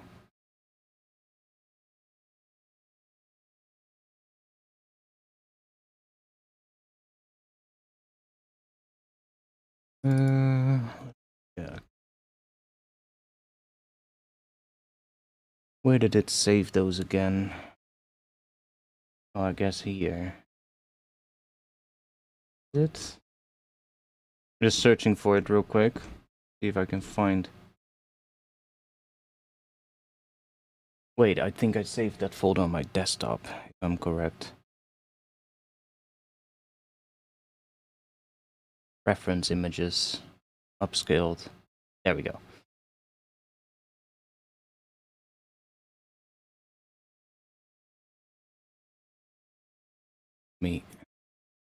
So I basically just used AI to generate some images that have a bit of a, well, I want to make some visuals. I want to make some visuals that have like some dystopian kind of world thing, city kind of view or something. And the camera is just gonna go through that. It's gonna be quite cinematic and atmospheric in that first part of the track. And I just needed some like inspiration. So I was like, and I just used AI basically. I have a couple of custom AI models that I trained to kind of get some images for inspiration.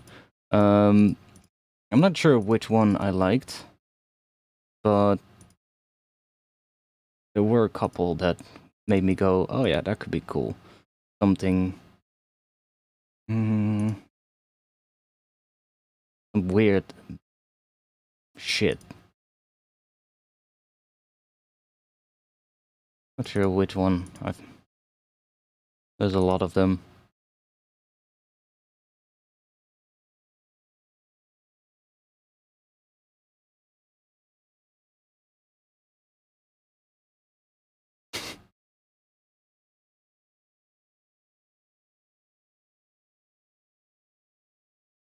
But like more like this kind of texture that you see here, like this kind of like broken bit of kind of text. This is like, if I zoom in, you can really clearly see that it's AI generated. See how all those lines, that if you would draw this would look different, right?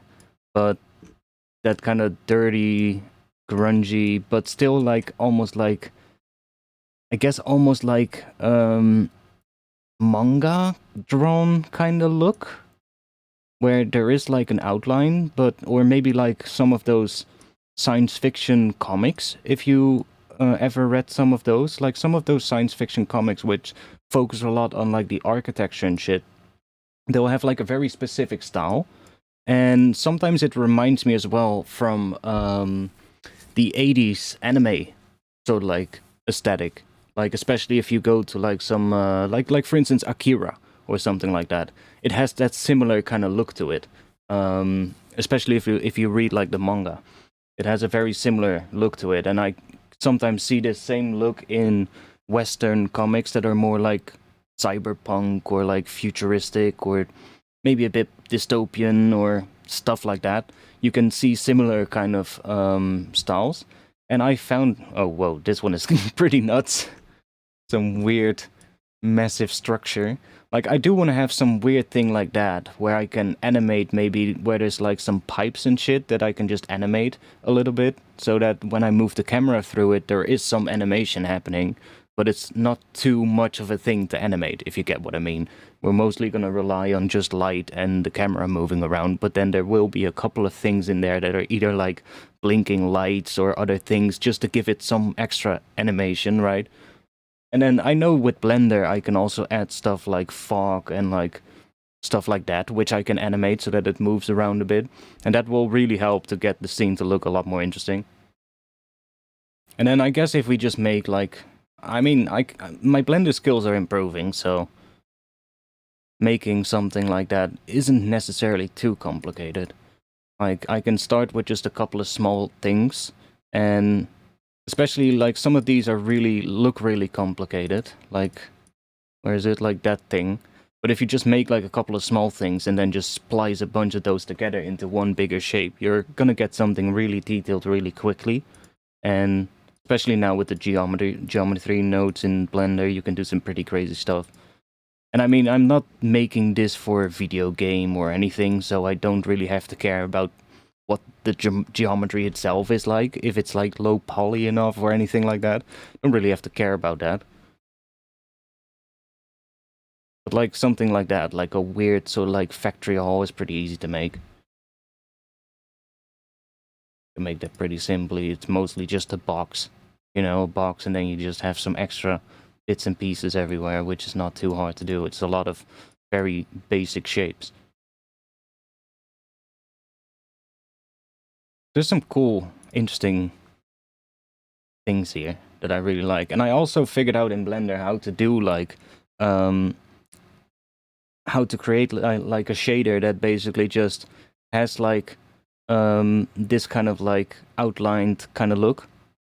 Because I do think I want to keep it a bit black and white or very subtle colors. So I don't think I want to go too colorful on it. It might have a splash of green or a splash of blue, but very muted, if you get what I mean. But maybe even just black and white.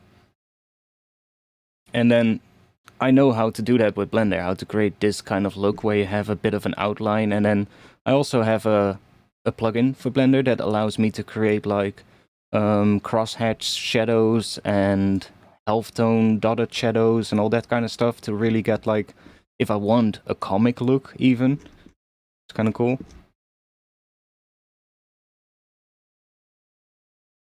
There's some weird shots in here.